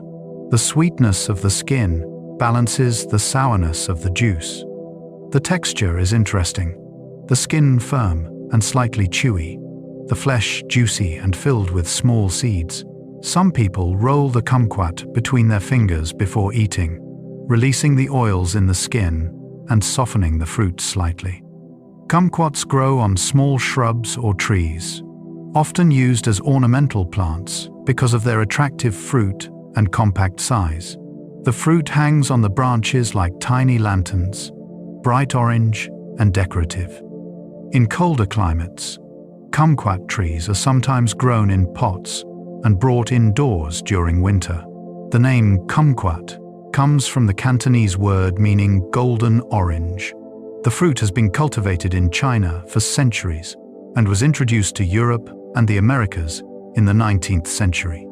Despite their small size, kumquats pack a flavorful punch and offer a unique eating experience. Blood oranges get their color from anthocyanins. Blood oranges are striking, their flesh ranging from deep red to maroon, streaked with crimson. This color comes from anthocyanins, the same pigments found in berries and red cabbage. Unlike most oranges, which lack these compounds, blood oranges develop them under specific conditions, particularly cooler nighttime temperatures. The flavor of blood oranges is distinct. They are sweeter than regular oranges, with less acidity, and often have a slight berry-like flavor, hints of raspberry or strawberry mixed with citrus. The juice is vibrant, almost wine-colored, and makes a dramatic addition to drinks and desserts. Blood oranges are grown primarily in the Mediterranean, especially in Sicily, where the climate provides the cool nights needed for color development. The season is short, typically winter through early spring, making blood oranges a fleeting treat. Their appearance and flavor make blood oranges special, a reminder that even within a single fruit type, there is room for variation and surprise. Meyer lemons are sweeter and less acidic than regular lemons. Meyer lemons are a hybrid, likely a cross between a lemon and a mandarin orange. They are smaller and rounder than regular lemons, with thin, smooth skin that ranges from yellow to deep orange. The flavor is sweeter, less tart, with a subtle floral quality that sets them apart. Meyer lemons are popular in cooking, especially in desserts, where their sweetness and aroma shine. They make excellent lemon curd, lemonade, and baked goods. The zest is particularly fragrant, adding depth to dishes. The trees are well suited to home gardens, compact and productive. In regions with mild winters, they can produce fruit year-round, making them a favorite among backyard gardeners. The fruit ripens gradually, allowing for extended harvests. Meyer lemons were introduced to the United States from China in the early 20th century by Frank Meyer, an agricultural explorer. They became popular in California and have since spread to other regions. Their unique flavor has made them a sought-after ingredient, though they remain more delicate and less common than regular lemons. Yuzu is a fragrant citrus used in Japanese cuisine. Yuzu is a citrus fruit prized not for its juice, which is sparse and intensely sour, but for its fragrance. The zest and juice are used sparingly in Japanese cuisine, adding a bright, floral citrus note to dishes, sauces, and beverages. The aroma is complex, more perfumed than lemon, with hints of mandarin and grapefruit. The fruit itself is small, yellow or green, with thick, bumpy skin. It is rarely eaten fresh due to its tartness and abundance of seeds. Instead, it is juiced, zested, or preserved. Yuzu kosho, a condiment made from yuzu zest, chili peppers, and salt, is a staple in Japanese cooking, adding heat and citrus brightness. Yuzu trees are hardy, tolerating colder temperatures than most citrus. They grow slowly and take several years to bear fruit, making yuzu relatively expensive and prized. In winter, yuzu baths are a Japanese tradition, with whole fruits floated in hot water, releasing their fragrance and warming the body. The yuzu's unique aroma has made it popular beyond Japan, appearing in cocktails, desserts, and gourmet dishes worldwide. Calamansi is a small, sour, citrus fruit from the Philippines. Calamansi, also called calamondin, is a tiny citrus fruit, no bigger than a small lime. It is intensely sour, with a flavor that combines lime and mandarin, and is used extensively in Filipino cuisine. The juice is squeezed over grilled meats, seafood, and noodles, adding brightness and acidity. It is also mixed with water and sugar to make a refreshing drink, similar to lemonade. The fruit grows abundantly in the Philippines and other parts of Southeast Asia, often in backyard gardens. The trees are small, easy to grow, and produce fruit prolifically. The juice is sometimes bottled and sold commercially, though fresh calamansi is always preferred when available. In Filipino culture, calamansi is ubiquitous, a citrus that appears on nearly every table, accompanying meals and enhancing flavors. Its sourness is sharp but clean, waking up the palate without overwhelming other tastes. For Filipinos living abroad, calamansi is a taste of home, a connection to family meals and familiar flavors. It is a small fruit with a big presence. Quinces are hard and sour when raw, but transform when cooked. Quinces look like lumpy golden apples or pears, but they cannot be eaten raw. The flesh is hard, astringent, and unpleasantly sour. But cook a quince, and it transforms. The flesh turns soft, the color deepens to pink or red, and the flavor becomes sweet and aromatic, with notes of apple, pear, and honey. Quinces have been cultivated for thousands of years, particularly in the Mediterranean and Middle East. They are often made into preserves, jellies, and pastes. Membrillo, a Spanish quince paste, is a traditional accompaniment to cheese, the sweetness of the fruit balancing the richness of aged cheese. The transformation of quinces through cooking is almost magical. The hard, sour fruit becomes tender and sweet, its fragrance filling the kitchen. The process takes time, simmering slowly, but the result is worth the patience.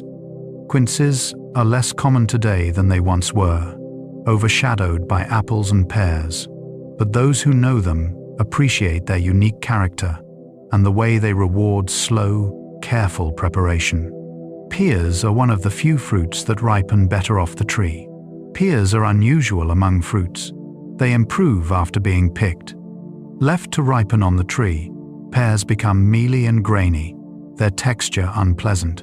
But harvest them firm and allow them to ripen at room temperature, and they become buttery, smooth, and sweet.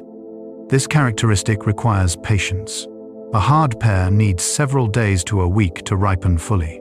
You can speed the process by placing pears in a paper bag with an apple or banana, which release ethylene gas. The pear is ready when it yields slightly to gentle pressure near the stem. There are many pear varieties, each with different flavors and textures. Bartlett pears are classic, sweet, and juicy. Bosc pears are firm and spiced. Anjou pears are mild and buttery. Asian pears are crisp, more like apples in texture, and are eaten firm rather than soft. Pears have been cultivated for thousands of years, particularly in Europe and Asia. They appear in ancient texts and artworks, symbols of longevity and prosperity. To eat a perfectly ripe pear is to experience one of the simplest, most elegant pleasures fruit can offer. Papaya seeds can be used as a substitute for black pepper. The black seeds inside a papaya are often discarded, but they are edible and have a surprising use. When dried, papaya seeds have a sharp, peppery flavor, similar to black pepper but with a slight bitterness. In some cultures, they are ground and used as a spice, adding heat and complexity to dishes. The seeds contain compounds that give them their spiciness, along with the enzyme papain, which aids digestion. Some traditional medicine practices use papaya seeds for their supposed health benefits, though scientific evidence is limited. Fresh papaya seeds are softer, with a crunchy texture and a milder flavor. They can be eaten raw, though the taste is strong. A small handful scattered over salad or blended into a smoothie adds a peppery kick. The fact that papayas provide not only sweet fruit but also a peppery spice shows the versatility of the plant. Nothing is wasted. Everything has potential. Cantaloupes and honeydew melons are related but distinct. Cantaloupes and honeydew melons both belong to the same family, but they are different varieties with distinct characteristics. Cantaloupes have a rough, netted rind and orange flesh. The flavor is sweet, musky, and aromatic. Honeydew melons have smooth, pale green or white rinds and light green flesh. The flavor is milder, sweeter, less aromatic. Both melons are grown in similar conditions, thriving in warm climates with plenty of sun. They ripen on the vine, though they can be picked slightly early and allowed to finish ripening. A ripe melon feels heavy for its size and emits a sweet fragrance at the stem end. The texture of both melons is soft and juicy when ripe, refreshing on a hot day. They are often served chilled, cut into slices or cubes, sometimes with a squeeze of lime to enhance the flavor. Choosing a good melon takes practice. You learn to judge by weight, smell, and the feel of the rind. A perfectly ripe melon is a reward, sweet and satisfying, a taste of summer. Watermelon rind is edible and used in some cuisines. Most people eat watermelon flesh and discard the rind, but the white part between the flesh and the outer skin is edible.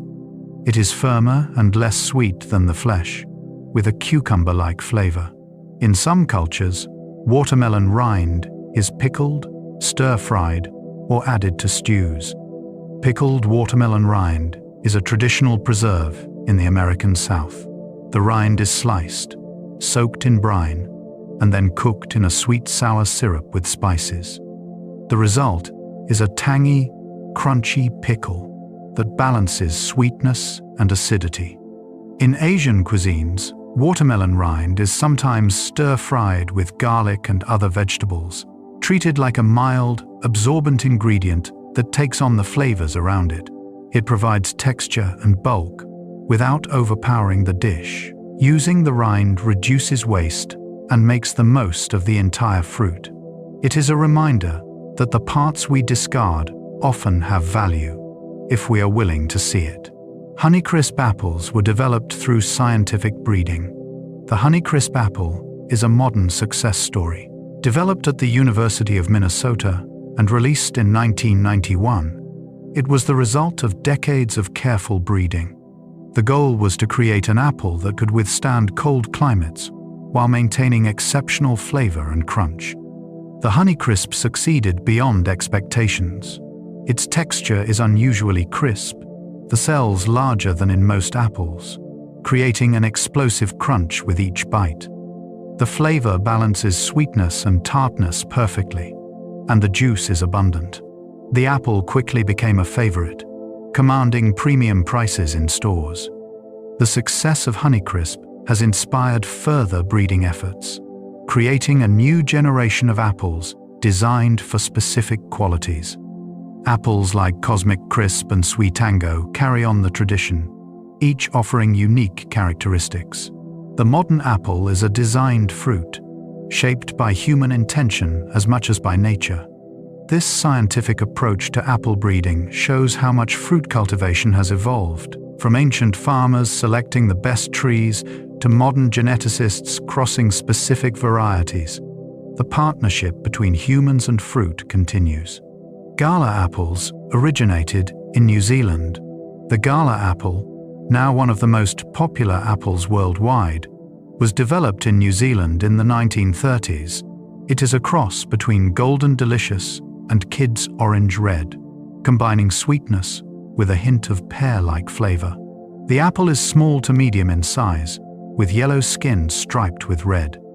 Gala apples are mildly sweet, not too tart, making them appealing to a wide audience, including children. They are good for fresh eating, but less suitable for baking, as they can become mushy when cooked. The Gala's rise to popularity reflects changing tastes. Consumers increasingly prefer sweet apples over tart ones, and Gala fits that preference perfectly. It is available year-round in many regions, thanks to controlled atmosphere storage and global production. The journey of the Gala from a New Zealand orchard to supermarkets around the world shows how globalized fruit production has become. Apples travel thousands of miles, stored in conditions that slow ripening, arriving in markets months after harvest. Granny Smith apples are mutations discovered by chance. The Granny Smith apple, bright green and tart, owes its existence to chance. In 1868, in Australia, Maria Ann Smith found a seedling growing in her garden, likely from discarded apple cores. The tree produced distinctive green apples with firm flesh and sharp flavor. She propagated the tree, and the variety spread. Granny Smiths are unusually tart, making them popular for baking. The acidity holds up well under heat, preventing the apples from turning mushy. They are also enjoyed fresh, especially by those who prefer sour over sweet. The Granny Smith's success shows how randomness plays a role in fruit cultivation. A chance seedling, a random genetic combination, can create something valuable. If Maria Ann Smith had not noticed that seedling, the Granny Smith apple might never have existed. Today, Granny Smiths are grown worldwide. Their bright green color and tart flavor instantly recognizable. They are named after the woman who discovered them, a small memorial to her chance observation. Crabapples are the ancestors of cultivated apples. Crabapples are small, sour apples that grow on trees related to cultivated apple varieties. They are the wild relatives, the ancestors from which modern apples were bred. Most crab apples are too tart to eat fresh, but they are used in jellies, preserves, and cider. The trees are valued for their spring blossoms, which are often more abundant and colorful than those of cultivated apple trees. In autumn, the small fruits hang in clusters, ranging in color from yellow to deep red. Birds and wildlife feed on them, and in some regions, people gather them for making pectin-rich jelly. Crab apples remind us of the apple's wild origins. They show what apples were like before human selection reshaped them. The transformation from sour, small crab apples to sweet, large, cultivated varieties took thousands of years and countless generations of selection. Some modern apple varieties are actually crosses between cultivated apples and crab apples, blending traits to create disease-resistant or cold-hardy apples. The wild ancestor still contributes to the fruit we eat today. Heirloom apples offer diverse flavors lost in commercial varieties. Walk through a modern supermarket, and you will find perhaps a dozen apple varieties. But historically, there were thousands. Heirloom apples, old varieties that have largely disappeared from commercial production, offer flavors and textures far more diverse than what is commonly available. These apples have names like Ashmead's Kernel, Cox's Orange Pippin, and Roxbury Russet. Some are intensely aromatic, others spicy or nutty. Some have russeted skin, rough and brown, while others are smooth and colorful. Each variety was adapted to a specific region, chosen for qualities that mattered to the people who grew them. The decline of heirloom apples came with industrialization. Commercial orchards favor apples that ship well, store long, and look uniform. Flavor became secondary. Many heirloom varieties, too delicate or odd-looking for mass production, were abandoned. Today, small orchards and preservationists are working to save heirloom apples. Tasting one is to experience the diversity that once existed, a reminder that the apple can be so much more than what we find in stores. Apple blossoms must be pollinated to produce fruit. In spring, apple trees burst into bloom, covering themselves in delicate pink and white flowers. These blossoms are not just beautiful, they are essential for fruit production. Each flower must be pollinated to develop into an apple. Without pollination, the flowers fall away, and no fruit forms. Bees are the primary pollinators, moving from flower to flower, transferring pollen. Apple trees are not self-fertile, meaning they need pollen from a different variety to produce fruit. Orchards are planted with multiple varieties to ensure cross-pollination. The timing of bloom is critical. A late frost can kill the blossoms, wiping out the entire year's crop. Growers watch the weather anxiously, sometimes using methods like wind machines or heaters to protect the blossoms from freezing temperatures. The blossoms last only a week or two. During that time, the orchard hums with the activity of bees. Then the petals fall, and tiny apples begin to form, growing slowly through the summer until harvest in autumn. Oranges may turn green again in warm climates. Oranges develop their bright orange color in response to cool temperatures. In regions with cold nights, the fruit turns orange as it ripens. But in tropical climates, where temperatures remain warm, ripe oranges may stay green or revert to green after turning orange. This can confuse consumers who associate orange color with ripeness. In some countries, oranges are treated with ethylene gas to degreen them, making them more appealing to buyers. The green skin does not affect the flavor or quality of the fruit, only its appearance. This phenomenon shows how much our expectations are shaped by appearance. We have learned to judge ripeness by color, but with oranges, that judgment is not always accurate. A green orange can be perfectly ripe, sweet, and juicy. It is a reminder that nature does not always conform to our expectations. The orange's color is influenced by temperature, not just ripeness, adding a layer of complexity to something we thought was simple. Valencia oranges are named after the Spanish city famous for citrus. Valencia oranges are among the most popular oranges for juicing. They are sweet, juicy, and have few seeds. The name comes from Valencia, Spain, a region renowned for citrus cultivation, though the oranges were actually developed in California in the mid-1800s. Valencia oranges have a long growing season, ripening in late spring and summer, when other orange varieties are out of season. This makes them valuable for providing fresh orange juice year-round. The fruit can stay on the tree for months after ripening, a trait called tree storage, which extends the harvest period. In warm climates, Valencia oranges may turn slightly green as summer heat returns, but the flavor remains excellent. The versatility and reliability of Valencia oranges have made them a staple in orange juice production worldwide. The connection to Valencia, Spain, even if only in name, reflects the importance of that region in citrus history and the global reach of orange cultivation. Tangerines are easier to peel than oranges. Tangerines are small, sweet, citrus fruits with loose, easily removable skin. The segments separate cleanly, and there are few seeds, making them convenient and child-friendly. The flavor is sweeter and less acidic than oranges, with a distinct, slightly spicy aroma. Tangerines are part of the mandarin orange family, which includes several varieties like clementines, satsumas, and mandarins.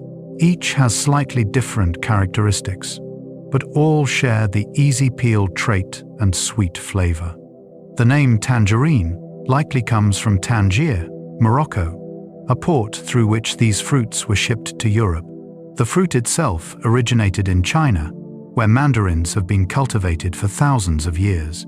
Tangerines are often associated with winter holidays, especially Christmas, when they are given as gifts or included in stockings.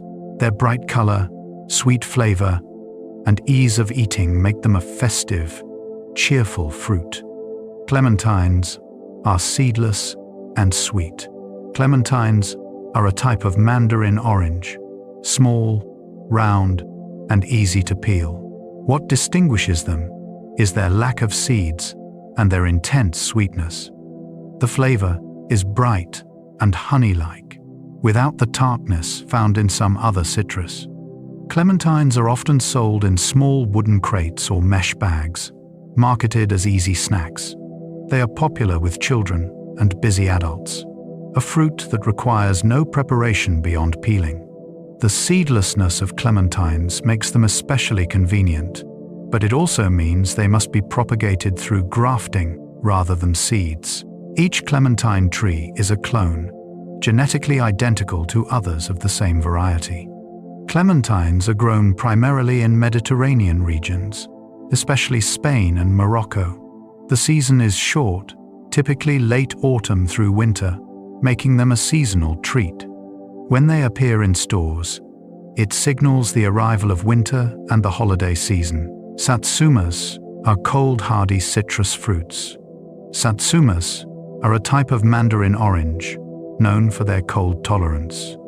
They can withstand temperatures that would damage most other citrus, making them suitable for growing in regions with cooler winters. This has made satsumas popular in places like Louisiana and northern Florida, where other citrus struggles. The fruit is seedless, sweet, and very easy to peel. The flavor is mild, less acidic than oranges, with a delicate sweetness. The skin is loose, almost puffy, separating from the flesh with minimal effort. Satsumas are often harvested while still slightly green, as they ripen before fully developing orange color. This does not affect the flavor, which is sweet and ready to eat. The fruit does not store as long as some other citrus, best eaten fresh within a few weeks of harvest. The cold hardiness of satsumas has allowed citrus cultivation to expand into regions where it was previously impossible, bringing fresh citrus to more people. Grapefruit is a relatively recent hybrid.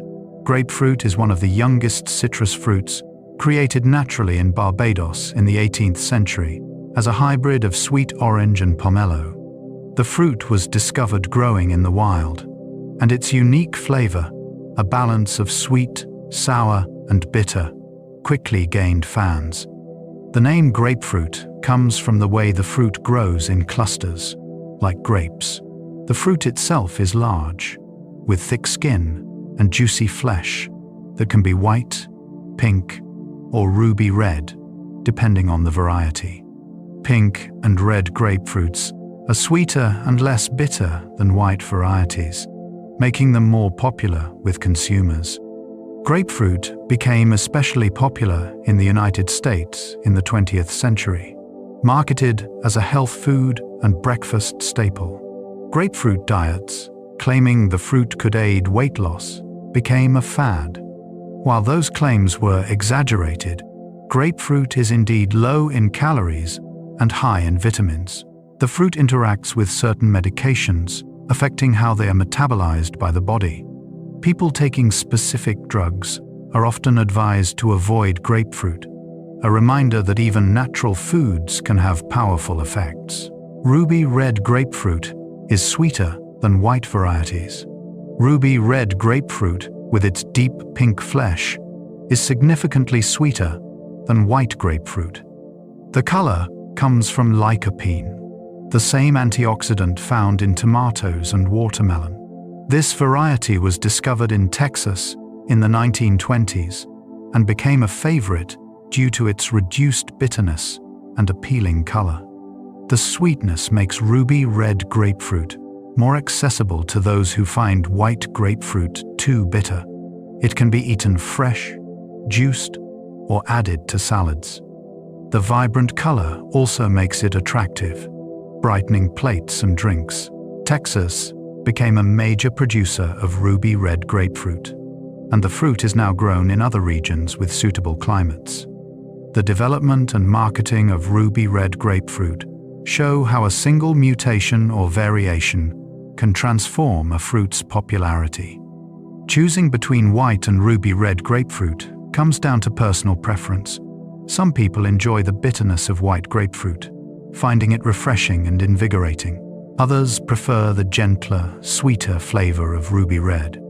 Citron is one of the original citrus species. Citron is an ancient citrus fruit, one of the 3 original species from which all other citrus descended. The fruit is large, with an extremely thick rind, and very little flesh or juice. Most of the fruit is rind, which is often candied and used in baking, especially in fruitcakes and holiday breads. The citron has a long history, appearing in ancient texts and religious traditions. In Jewish tradition, the etrog, a type of citron, is used during the festival of Sukkot. The fruit must meet specific standards of perfection, making high-quality etrogim valuable. Citron is rarely eaten fresh due to its lack of juice and flesh. Instead, the rind is prized for its aromatic oils and its ability to absorb sugar when candied. The candied peel has a sweet, floral flavor and a chewy texture, used as an ingredient rather than eaten on its own.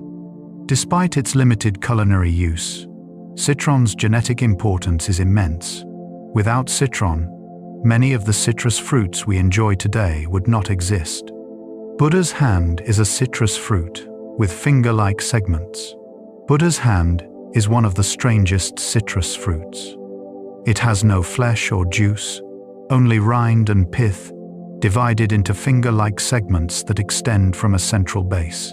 The appearance is striking, resembling a hand with multiple fingers, hence the name. The fruit is valued for its intense fragrance. The rind is packed with aromatic oils, filling a room with a strong, lemony scent. In Asia, Buddha's hand is often used as a natural air freshener, placed in homes and temples. The zest is used in cooking, adding citrus flavor to dishes, and the fruit is sometimes candied or infused into liqueurs. Buddha's hand is another variety of citron. shaped by centuries of cultivation. Its unusual appearance and lack of flesh make it more decorative and aromatic than edible, though every part is technically edible. The fruit is a conversation piece, beautiful and strange, a reminder that citrus can take many forms. Elderberries must be cooked before eating. Elderberries grow in clusters on shrubs found throughout Europe and North America. The berries are small, dark purple, and packed with flavor, but they contain compounds that can cause nausea when eaten raw. Cooking destroys these compounds, making the berries safe and delicious.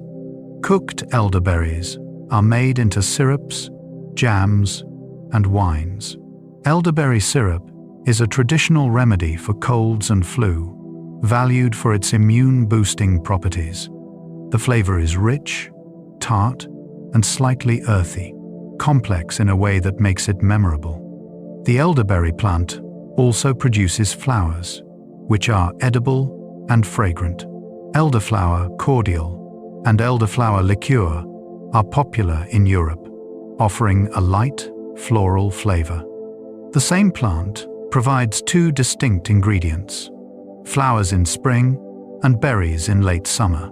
Foraging for elderberries requires knowledge. The berries must be correctly identified, as some similar-looking berries are toxic. Once gathered and cooked, elderberries offer a taste of hedgerows and wild places, a connection to traditional foraging practices. Currants come in red, black, and white varieties. Currants are small berries that grow in clusters on shrubs. They come in three main colors: red, black, and white. Red currants are tart and slightly sweet, often used in jellies and sauces. Black currants are richer, with a musky, almost floral flavor, higher in vitamin C than most fruits. White currants are milder, sweeter, and less common. Black currants were banned in the United States for much of the 20th century because they hosted a disease that affected white pine trees. The ban has since been lifted in many states, but black currants remain less common in America than in Europe, where they are popular in juices, jams, and liqueurs like cassis. Currants are often confused with dried Zante currants, which are actually small raisins. True currants are fresh berries, tangy and flavorful, used in both sweet and savory dishes. The bushes are hardy and productive, making currants a good choice for home gardens. The berries ripen in summer, hanging in translucent clusters, beautiful and delicious. Gooseberries can be tart or sweet, depending on ripeness. Gooseberries are small, round berries with a distinctive appearance. They have stripes running from stem to tip, and they can be green, yellow, red, or purple, depending on the variety. The flavor depends on ripeness. Unripe gooseberries are intensely tart, almost sour, used in pies and preserves where sugar balances the acidity. Ripe gooseberries become sweeter, softer, and more pleasant to eat fresh. Gooseberries grow on thorny shrubs, making harvesting a prickly task, but the effort is rewarded with unique flavor. Gooseberry fool, a traditional British dessert, combines cooked gooseberries with cream, creating a light, tangy dessert. In some regions, gooseberries were historically important, grown in cottage gardens and used in home cooking. They have declined in popularity, but remain cherished by those who grow them. The berries are a reminder of a time when gardens provided a wider variety of fruits than supermarkets offer today. Mulberries stain hands and clothes with their juice. Mulberries grow on trees, not bushes, and they resemble elongated blackberries. The berries ripen gradually, turning from white or green to red, and finally to deep purple or black. They are sweet, juicy, and delicate, falling from the tree when fully ripe. Eating mulberries often means standing beneath the tree, picking berries directly into your mouth. The juice stains everything it touches: hands, clothes, sidewalks, turning them a deep purple. This messiness is part of the mulberry's charm, a fruit that demands you slow down and accept a little chaos. Mulberry trees are fast-growing and productive, often planted as shade trees. The fruit is too delicate to transport, rarely appearing in stores. This makes mulberries a gift for those who have access to trees, a fruit that cannot be bought, only gathered. In some cultures, mulberry leaves are more valuable than the fruit, used as food for silkworms.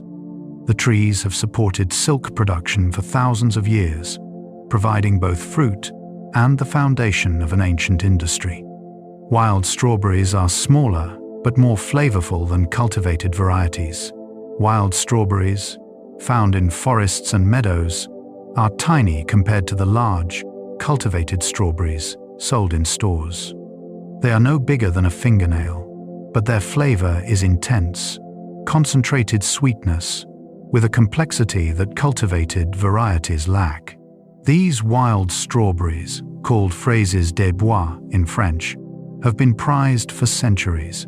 They appear in European folklore and literature, symbols of fleeting pleasures and hidden treasures.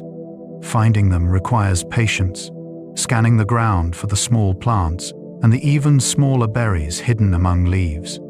Cultivated strawberries are hybrids, created by crossing two wild species from the Americas. The result is larger berries that ship well and produce abundantly, but something is lost in size and durability. Wild strawberries offer a reminder of what strawberries once tasted like, before breeding prioritized appearance and shelf life over flavor.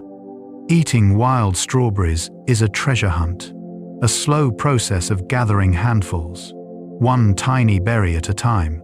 The reward is flavor that lingers, a taste of wildness. Strawberries are grown in many climates worldwide. Strawberries are remarkably adaptable. They grow in temperate, subtropical, and even cool climates, from California to Scandinavia. Different varieties are bred for different regions, some tolerating heat, others thriving in cold. In California, strawberries are grown year-round, benefiting from the mild climate and modern agricultural techniques. In other regions, strawberries are a seasonal crop, arriving in late spring and early summer, a brief and eagerly anticipated treat. The global strawberry industry ensures that fresh strawberries are available in many markets throughout the year, shipped from wherever they are in season. But locally grown strawberries, picked at peak ripeness, offer a flavor that shipped berries cannot match. Strawberry cultivation has evolved dramatically, from small garden patches to industrial-scale farms. Yet the appeal remains the same: sweet, red berries that signal the arrival of warm weather and outdoor meals. Strawberry plants spread through runners, creating new plants.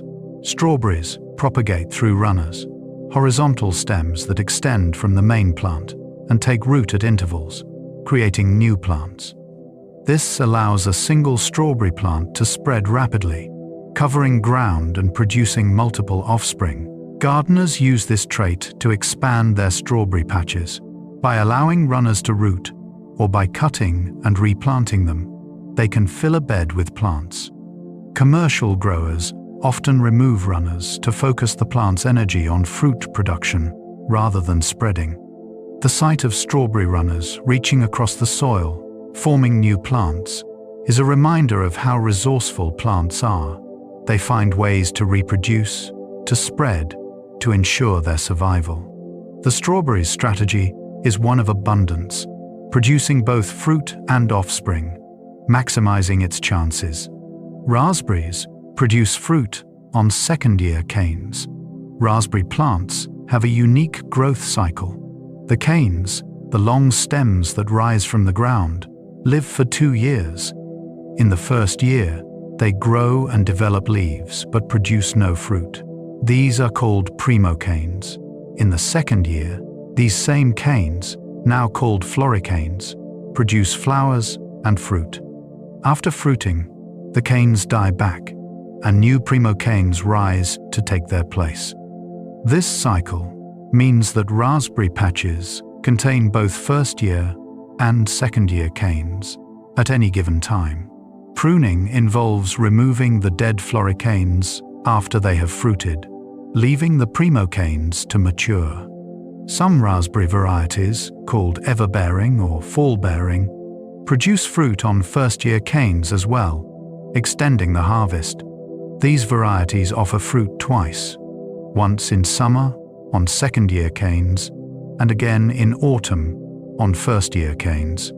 Understanding the raspberry's cycle is key to growing them successfully.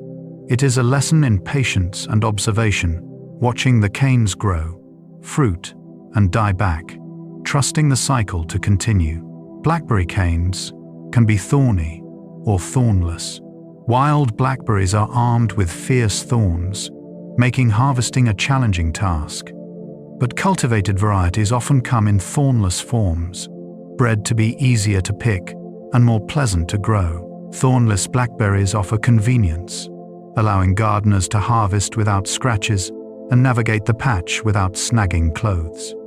The berries themselves are similar to thorny varieties, though some people insist that thornless varieties lack the flavor intensity of their wild cousins. The choice between thorny and thornless comes down to priorities. Those who want ease and safety choose thornless. Those who value flavor and tradition may prefer thorny varieties, willing to endure the pricks for better tasting fruit. Blackberry plants, regardless of thorns, are vigorous, sometimes invasive. They spread through underground rhizomes and arching canes that root where they touch the ground. Managing a blackberry patch requires regular pruning and containment, but the reward is abundant fruit year after year. Boysenberries are a hybrid of several berry species. Boysenberries are large, dark berries with a complex flavor, a mix of raspberry, blackberry, and loganberry. They were created in the 1920s by Rudolf Boysen, who crossed several berry species. The resulting fruit was large, juicy, and flavorful, but the plants were difficult to propagate and never became as popular as Boysen had hoped. A farmer named Walter Knott took cuttings from Boysen's original plants and began growing boysenberries commercially. Knott's berry farm, originally a small roadside fruit stand, grew into a famous amusement park, all thanks to the popularity of boysenberry pies, jams, and preserves. Boysenberries are less common today than other berries, but they remain beloved by those who grow them. The flavor is rich and tangy, excellent for pies and jams. The berries are delicate, not well suited to shipping, which limits their commercial availability. The story of the boysenberry is a reminder that some fruits exist in the margins, too fragile or unusual for mass markets, but treasured by those who seek them out. Loganberries are another hybrid, combining raspberry and blackberry. Loganberries, like boysenberries, are a hybrid, in this case, between a red raspberry and a blackberry. The result is a berry that is tart, with a deep red color and a flavor more intense than either parent. The berries are long and conical, with a distinctive appearance. Loganberries were discovered by James Harvey Logan in California in the late 1800s. The plants produced abundant fruit, but like many hybrid berries, loganberries never achieved widespread popularity. They require careful growing conditions and do not ship well. In regions where loganberries are grown, they are prized for jams and preserves. The tartness balances well with sugar, creating vibrant, flavorful spreads. Fresh loganberries are delicious but intense, their acidity more pronounced than blackberries. Hybrid berries like loganberries and boysenberries show the creativity of plant breeding, combining traits from different species to create something new. Not all experiments succeed commercially, but they expand the diversity of fruits available to those willing to seek them out. Cranberry sauce is a traditional accompaniment to turkey. In North America, cranberry sauce is inseparable from Thanksgiving dinner. The tart-sweet sauce balances the richness of turkey and other heavy dishes, cutting through fat and refreshing the palate. The tradition likely began with early settlers who learned about cranberries from native peoples. Cranberry sauce can be simple, just berries, sugar, and water, cooked until the berries burst and the sauce thickens. Some recipes add orange zest, cinnamon, or other spices. The result is a bright, tangy condiment that complements roasted meats. Canned cranberry sauce, often served in its jellied form, has become iconic, sliced into rounds and placed on the table. While some prefer homemade sauce, the canned version has its own nostalgic appeal, a symbol of tradition and family gatherings. Cranberries' natural tartness makes them less suitable for eating fresh, but cooked with sugar, they transform into a sauce that has become a cultural staple, tied to holidays and family traditions. Cranberries contain compounds that may help prevent urinary tract infections. Cranberries have long been used as a folk remedy for urinary tract infections. Modern research suggests there may be some truth to this. Cranberries contain compounds called proanthocyanidins, which may prevent bacteria from adhering to the urinary tract walls, reducing the risk of infection. While cranberry juice and supplements are often marketed for this purpose, the evidence is mixed. Some studies show benefits, others do not. The juice must be unsweetened or lightly sweetened, as high sugar content can counteract potential benefits. Regardless of the science, cranberries remain a popular remedy. Many people drink cranberry juice at the first sign of infection, finding comfort in the tradition even if the effects are uncertain. The cranberry's potential health benefits add to its value, making it more than just a tart berry, but a fruit with a history of healing. Blueberries were used by native peoples for food and medicine.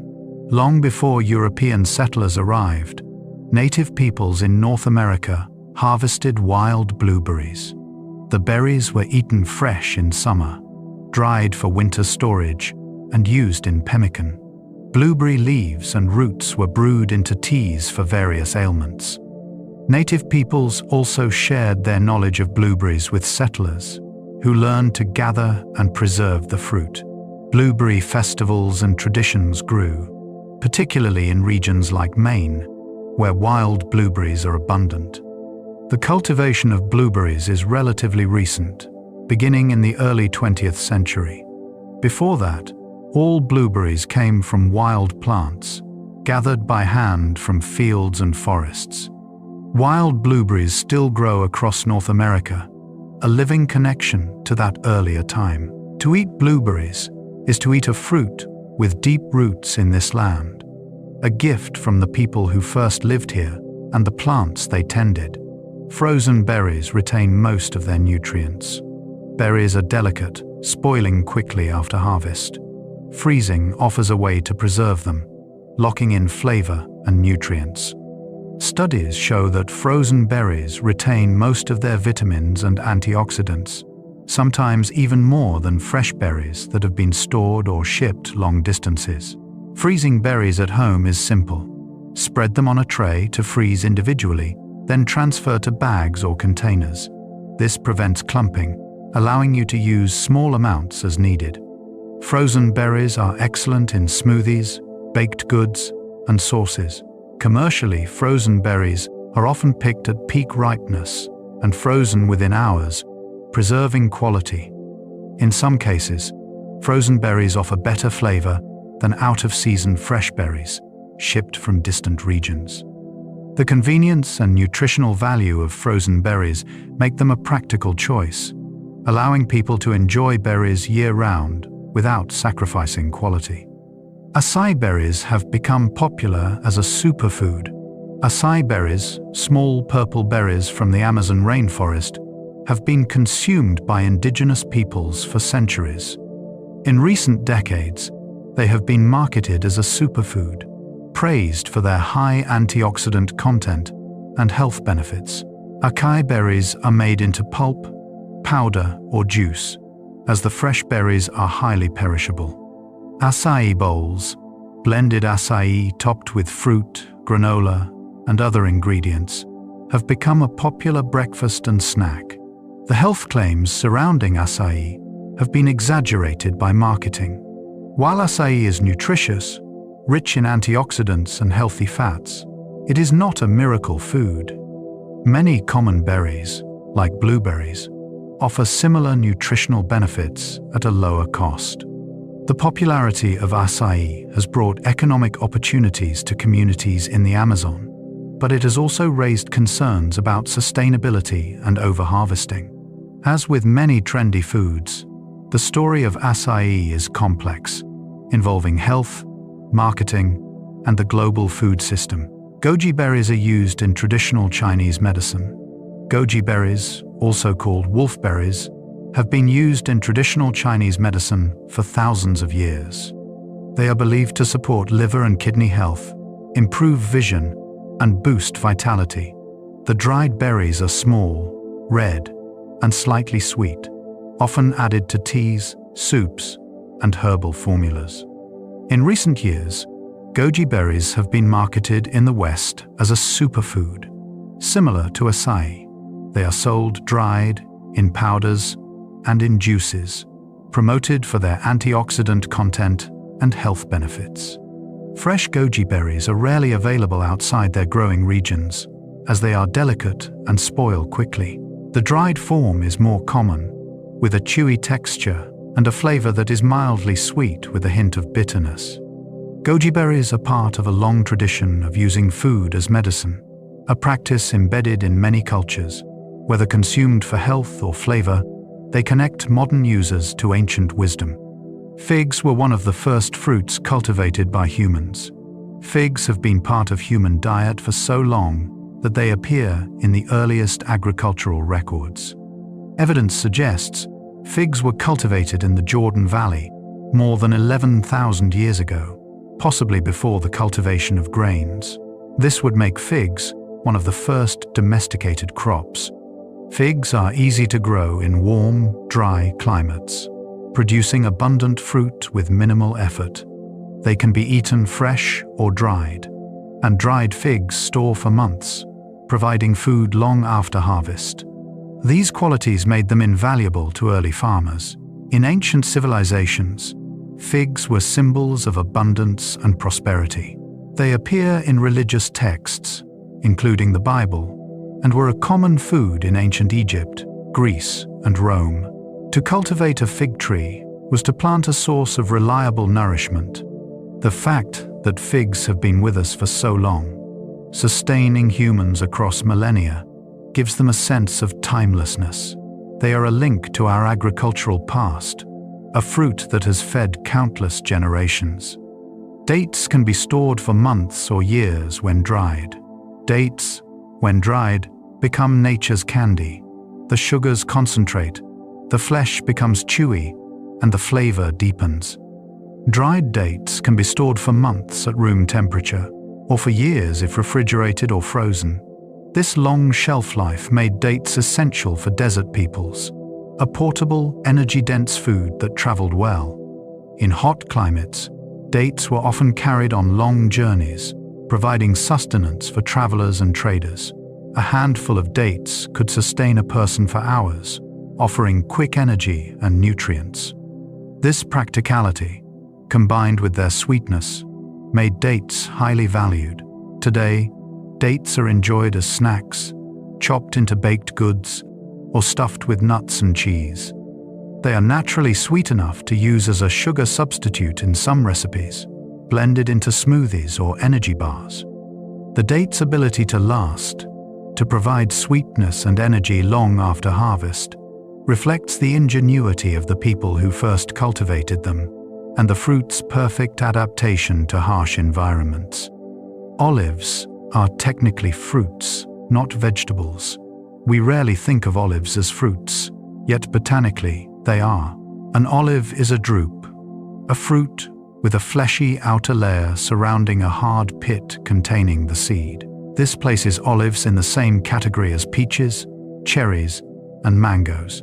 Fresh olives, are incredibly bitter, inedible, without processing. They contain oleuropein, a compound that makes them unpalatable. To become the olives we eat, they must be cured in brine, lye, or salt, a process that can take weeks or months. This curing removes the bitterness and develops the complex flavors we associate with olives. Olives have been cultivated in the Mediterranean for thousands of years. They were a cornerstone of ancient diets, providing oil for cooking, lighting, and religious ceremonies. The olive branch became a symbol of peace, and the tree itself a symbol of endurance, as olive trees can live for centuries. Whether green or black, brined or oil-cured, olives are fruits transformed by human ingenuity, made delicious through patience and tradition. Green and black olives are the same fruit at different stages. The difference between green and black olives is ripeness. Green olives are harvested early, while still unripe. They are firmer, more bitter, and require longer curing. Black olives are allowed to ripen on the tree, becoming softer and milder. Some black olives sold in cans are actually green olives that have been treated with oxygen to darken them. These are different from naturally ripened black olives, which have a richer flavor and softer texture. The many varieties of olives, from small French niçoise to large Spanish manzanilla, offer different flavors and textures. Some are mild and buttery, others briny and intense. The variety, along with the curing method, determines the final character of the olive. Olives are versatile, used in cooking, eaten as snacks, and pressed for oil. They are a fruit that has shaped entire cuisines and cultures, their influence spreading far beyond the Mediterranean. Olive oil is pressed from the fruit, not the pit. Olive oil, one of the most important ingredients in Mediterranean cooking, comes from the fleshy part of the olive, not the pit. The olives are crushed, and the oil is separated from the water and solids. The first pressing, done without heat, produces extra virgin olive oil, prized for its flavor and quality. Olive oil varies widely, depending on the variety of olive, the region, and the production method. Some oils are fruity and mild, others peppery and robust. Tasting olive oil is similar to wine tasting, with attention to aroma, flavor, and finish. The oil is used for cooking, but also drizzled over finished dishes, used in salads, and even consumed on its own, soaked up with bread.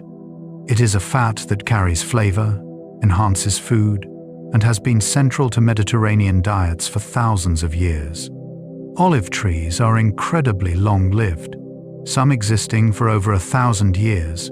Olive trees are among the most enduring of all cultivated plants.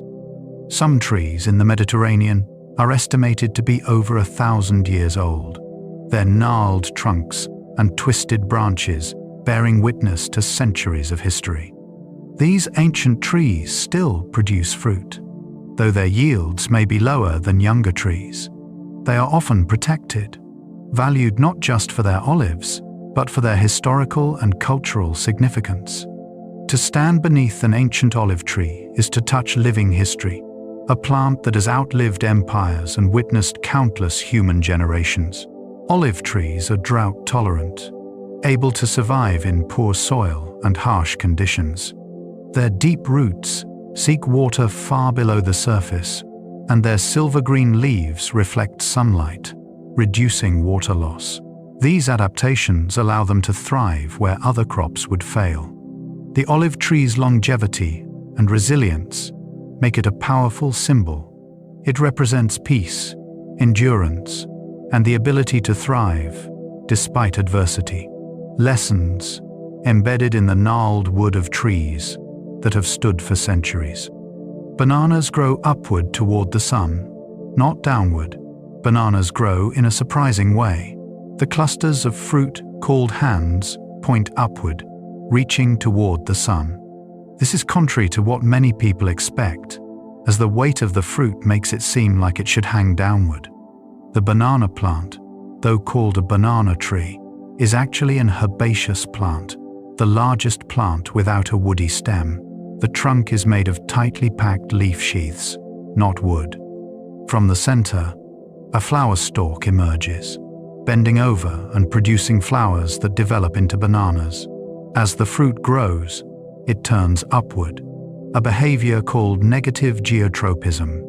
This upward growth means bananas are often harvested by cutting down the entire plant, which dies after fruiting. New shoots, called pups, grow from the base, continuing the cycle. A single banana plant produces fruit once, then passes the baton to the next generation. Understanding how bananas grow adds appreciation for the fruit.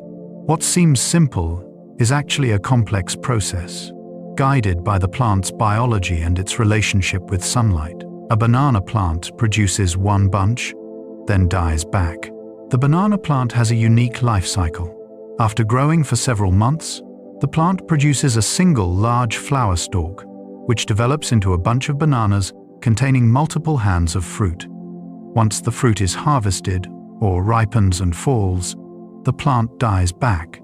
But the plant is not truly dead. From the base, new shoots emerge, called suckers or pups. These grow into new plants, continuing the cycle. A banana plantation is constantly renewing itself, with plants at different stages of growth. This cycle means that banana plants are replaced naturally, without needing to be replanted from seeds. The continuity is built into the plant's biology, a system that has worked for thousands of years. Harvesting bananas involves cutting down the plant, taking the bunch, and allowing the pups to grow. It is a rhythm of growth, harvest, and renewal, repeated endlessly in banana plantations around the world. Bananas were domesticated independently in several regions. Bananas have multiple origin stories. Different species of wild bananas were domesticated in different parts of the world. In Southeast Asia, one group of wild bananas gave rise to the varieties we eat today. In New Guinea, another group was domesticated. In Africa, yet another species was cultivated. These separate domestications created different banana varieties, adapted to different regions. The bananas of Southeast Asia are sweet. The plantains of Africa and Latin America are starchy, meant for cooking. Each reflects the needs and tastes of the people who cultivated them. The global spread of bananas involved the movement of these different varieties, carried by traders, colonizers, and migrants. Today, bananas are grown in tropical regions worldwide, but their genetic diversity is limited due to reliance on a few cultivated varieties. The fact that bananas were domesticated independently in multiple regions shows their importance to human societies. People recognized the value of these plants and worked to improve them, creating reliable sources of food. Plantains are starchier and used in cooking, not eaten raw. Plantains look like bananas, but they are a different variety, starchier and less sweet. They are rarely eaten raw, even when ripe. Instead, they are cooked, fried, boiled, or roasted, serving as a starchy staple similar to potatoes or rice. In many parts of Africa, Latin America, and the Caribbean, plantains are a dietary staple. They are sliced and fried into chips, boiled and mashed, or cut into chunks and added to stews. Green plantains are firm and starchy, with little sweetness. Ripe plantains, with blackened skins, are softer and sweeter, though still best cooked. Plantains provide carbohydrates and energy, filling and satisfying. They are versatile, appearing in savory and sweet dishes, from tostones to maduros. In regions where they grow, plantains are as common as bread or rice, a fundamental part of daily meals. The distinction between bananas and plantains is important in cooking. Using the wrong one can result in a dish that is too sweet or too starchy. Understanding which to use and when is part of culinary knowledge passed through generations. Pawpaws are North America's largest native fruit. The pawpaw is a hidden treasure, native to the eastern United States. The fruit is large, oblong, with greenish skin that turns yellow-brown when ripe. Inside, the flesh is creamy and custard-like, with a flavor often described as a blend of banana, mango, and melon, with hints of vanilla. Pawpaws grow on small trees in the understory of forests, thriving in shade. The trees produce clusters of fruit in late summer and early autumn. The fruit is highly perishable, bruising easily and spoiling within days of ripening. This makes pawpaws unsuitable for commercial agriculture, limiting them to local markets and foragers. Despite their size and flavor, pawpaws are relatively unknown outside their native range. Efforts to promote them have had limited success, but those who discover pawpaws often become devoted fans. The fruit offers a taste unlike any other, a reminder that even in well-explored regions, there are still culinary secrets. Eating a pawpaw is to connect with the land's native bounty, a fruit that sustained indigenous peoples and early settlers, now largely forgotten but waiting to be rediscovered. Pawpaws have a short season and spoil quickly.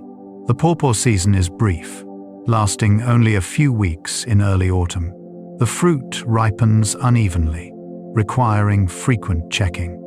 Once ripe, pawpaws spoil within a few days, their flesh turning brown and mushy. This short window and rapid spoilage are why pawpaws never became a commercial crop.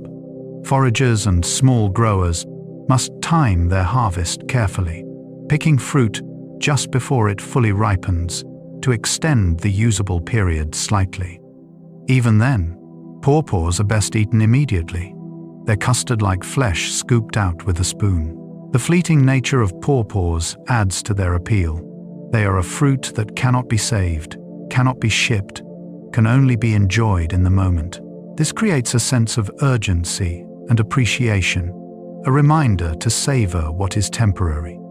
In regions where pawpaws grow, their arrival is celebrated. People gather them, share them, and make the most of the brief season, knowing that within weeks, the fruit will be gone until next year. Cherimoyas are called custard apples for their creamy texture. Cherimoyas, native to South America, have a texture unlike most fruits. The flesh is soft, creamy, and custard-like, with a flavor that blends pineapple, banana, and strawberry.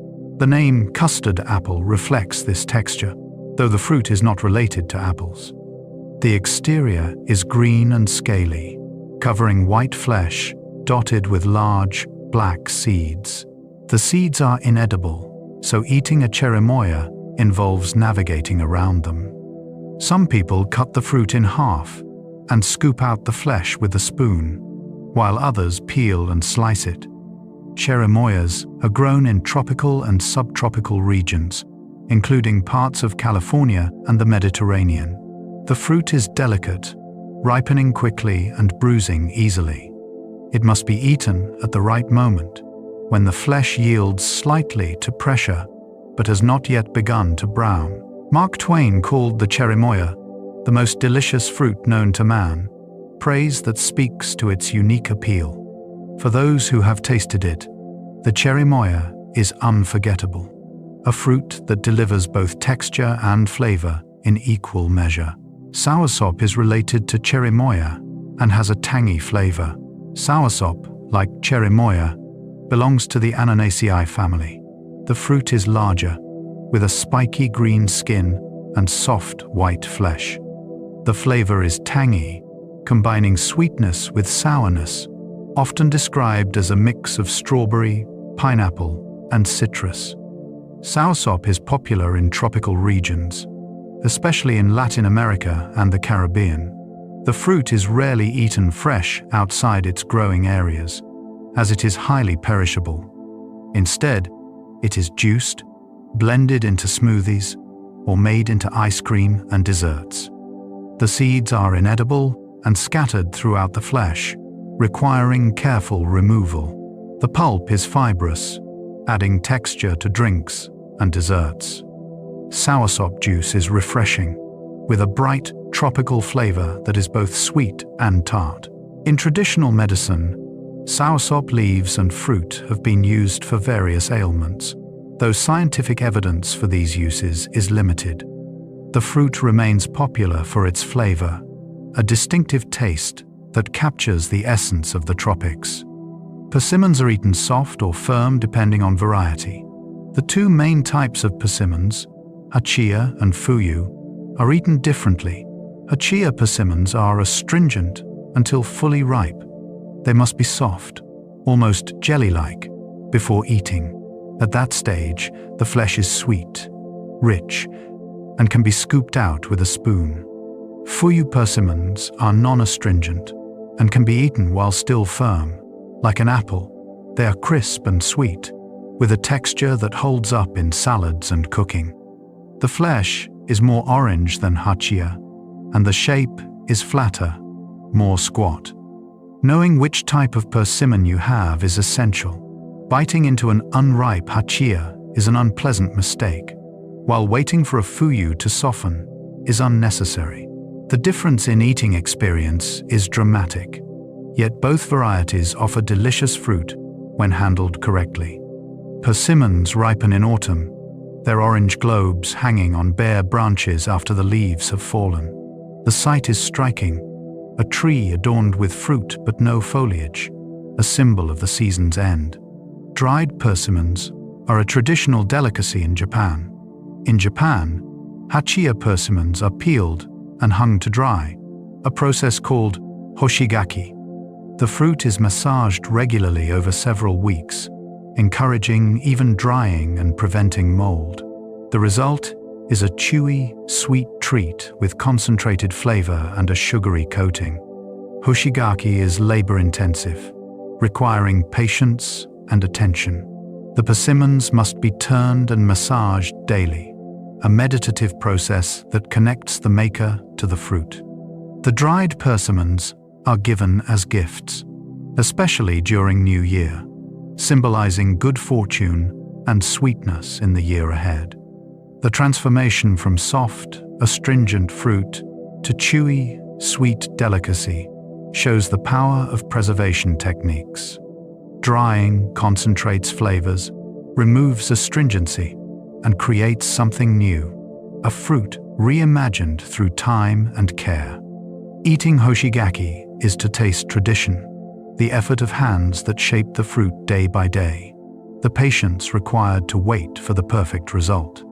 Starfruit is high in vitamin C and low in calories.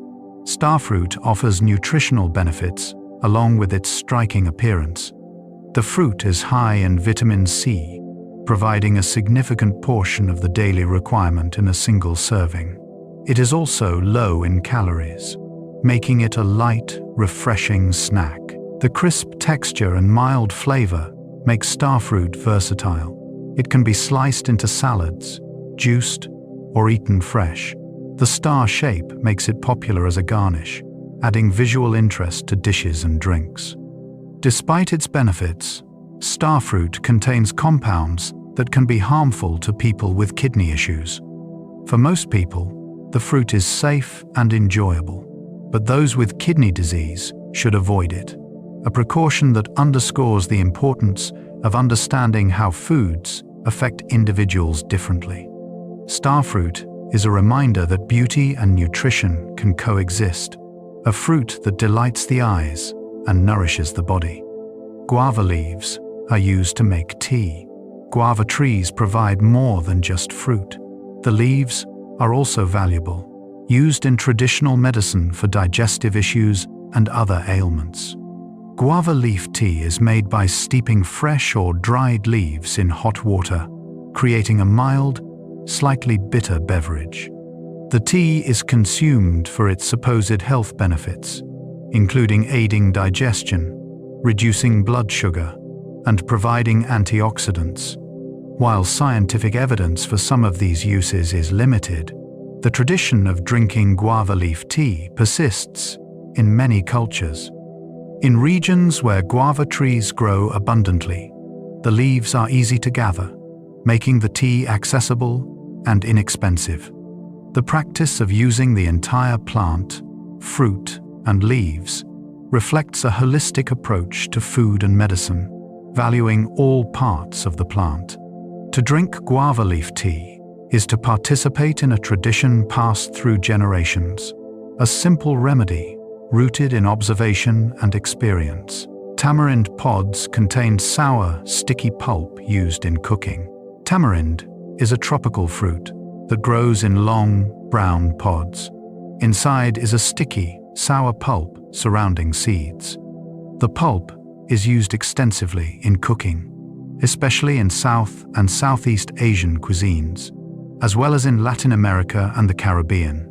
The flavor is intensely sour, with a hint of sweetness, adding depth and complexity to dishes.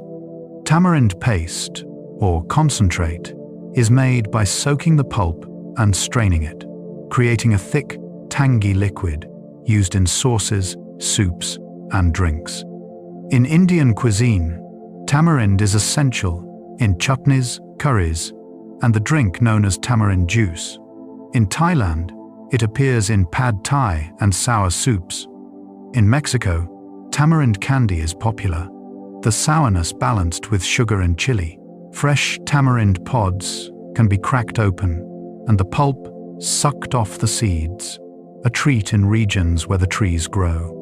The combination of sour and sweet, the sticky texture, and the intense flavor make tamarind memorable, a fruit that transforms dishes with its presence. Tamarind trees provide shade and long-lasting fruit. Tamarind trees are large, with broad canopies that provide excellent shade in hot climates. The trees are valued not just for their fruit, but also for the relief they offer from the sun. The pods hang in clusters, ripening slowly. Once harvested, tamarind can be stored for months, the pulp remaining stable and flavorful. This long shelf life made tamarind a valuable trade good, carried on ships and caravans across continents. The tree itself is hardy, tolerating drought and poor soil. It requires little care once established, producing fruit year after year. In tropical regions, tamarind trees are common sights, their twisted branches and feathery leaves creating dappled shade, their pods hanging like ornaments. To rest beneath a tamarind tree, listening to the rustle of leaves, is to experience a connection to the tropics, to the slow rhythm of growth and harvest that defines life, where the sun is strong and the seasons subtle. Lychees are related to rambutans and longans. Lychees, rambutans, and longans all belong to the soapberry family, sharing similar characteristics. They are all tropical fruits with translucent flesh, a single seed, and a sweet, floral flavor. The main differences lie in appearance and subtle flavor variations. Longans are smaller and smoother than lychees, with a milder flavor. The name means dragon eye, referring to the appearance of the peeled fruit, a white sphere with a dark seed visible inside. Longans are popular in Southeast Asia, eaten fresh or dried. All three fruits grow on trees in warm, humid climates. They are often sold together in markets, piled high, their colors and textures inviting. To taste them side by side is to appreciate the subtle differences, the way each fruit expresses similar traits in its own way. These fruits connect the regions where they grow, shared across borders and cultures, enjoyed by millions as symbols of summer and abundance. And so, dear listener, our journey through the world of fruits comes to a close. From ancient orchards where apples hang heavy on branches, to tropical groves where mangoes ripen in the sun. From wild berries hidden in hedgerows to cultivated fields stretching toward horizons. We have wandered through sweetness and tartness, through colors that range from pale green to deep purple. We have learned of fruits that ripen on trees and those that ripen only after being picked. We have discovered fruits that float across oceans, fruits that require special wasps for pollination, and fruits that hide their true nature until transformed by cooking or time. Each fruit carries a story of the people who first cultivated it, selecting the best from the wild and shaping it over generations, of the climates and soils that nurture it, of the hands that plant, tend, harvest, and share. Fruits connect us to the earth, to the seasons, to the patient work of growth and the fleeting joy of ripeness. They remind us that nature provides abundance, if we pay attention, that sweetness is a gift, earned through time and care, that even the simplest fruit holds complexity, layers of flavor and history waiting to be discovered. As you lie here, letting your breath slow and your thoughts drift, imagine yourself in a garden at dusk. The air is warm, the light golden. Around you grow trees heavy with fruit, bushes laden with berries, vines climbing toward the sun.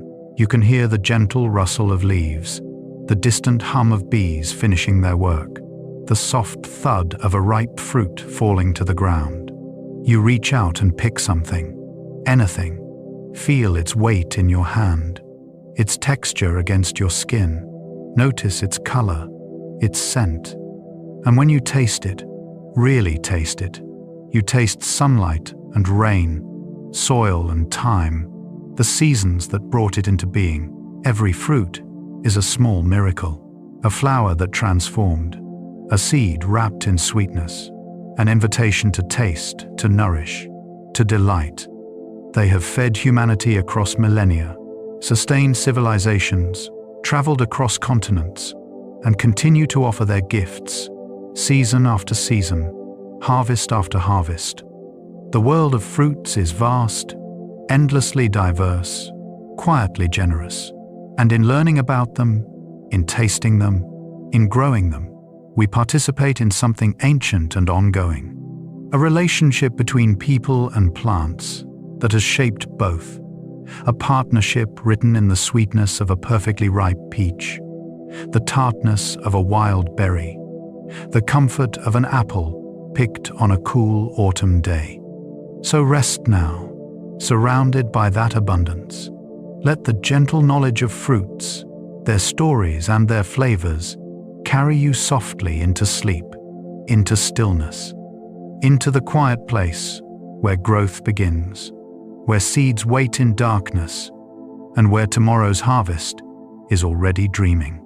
Close your eyes, breathe deeply, and drift into rest, into peace, into the soft embrace of a world that continues to grow, to ripen, to offer its fruits to all who pause to notice.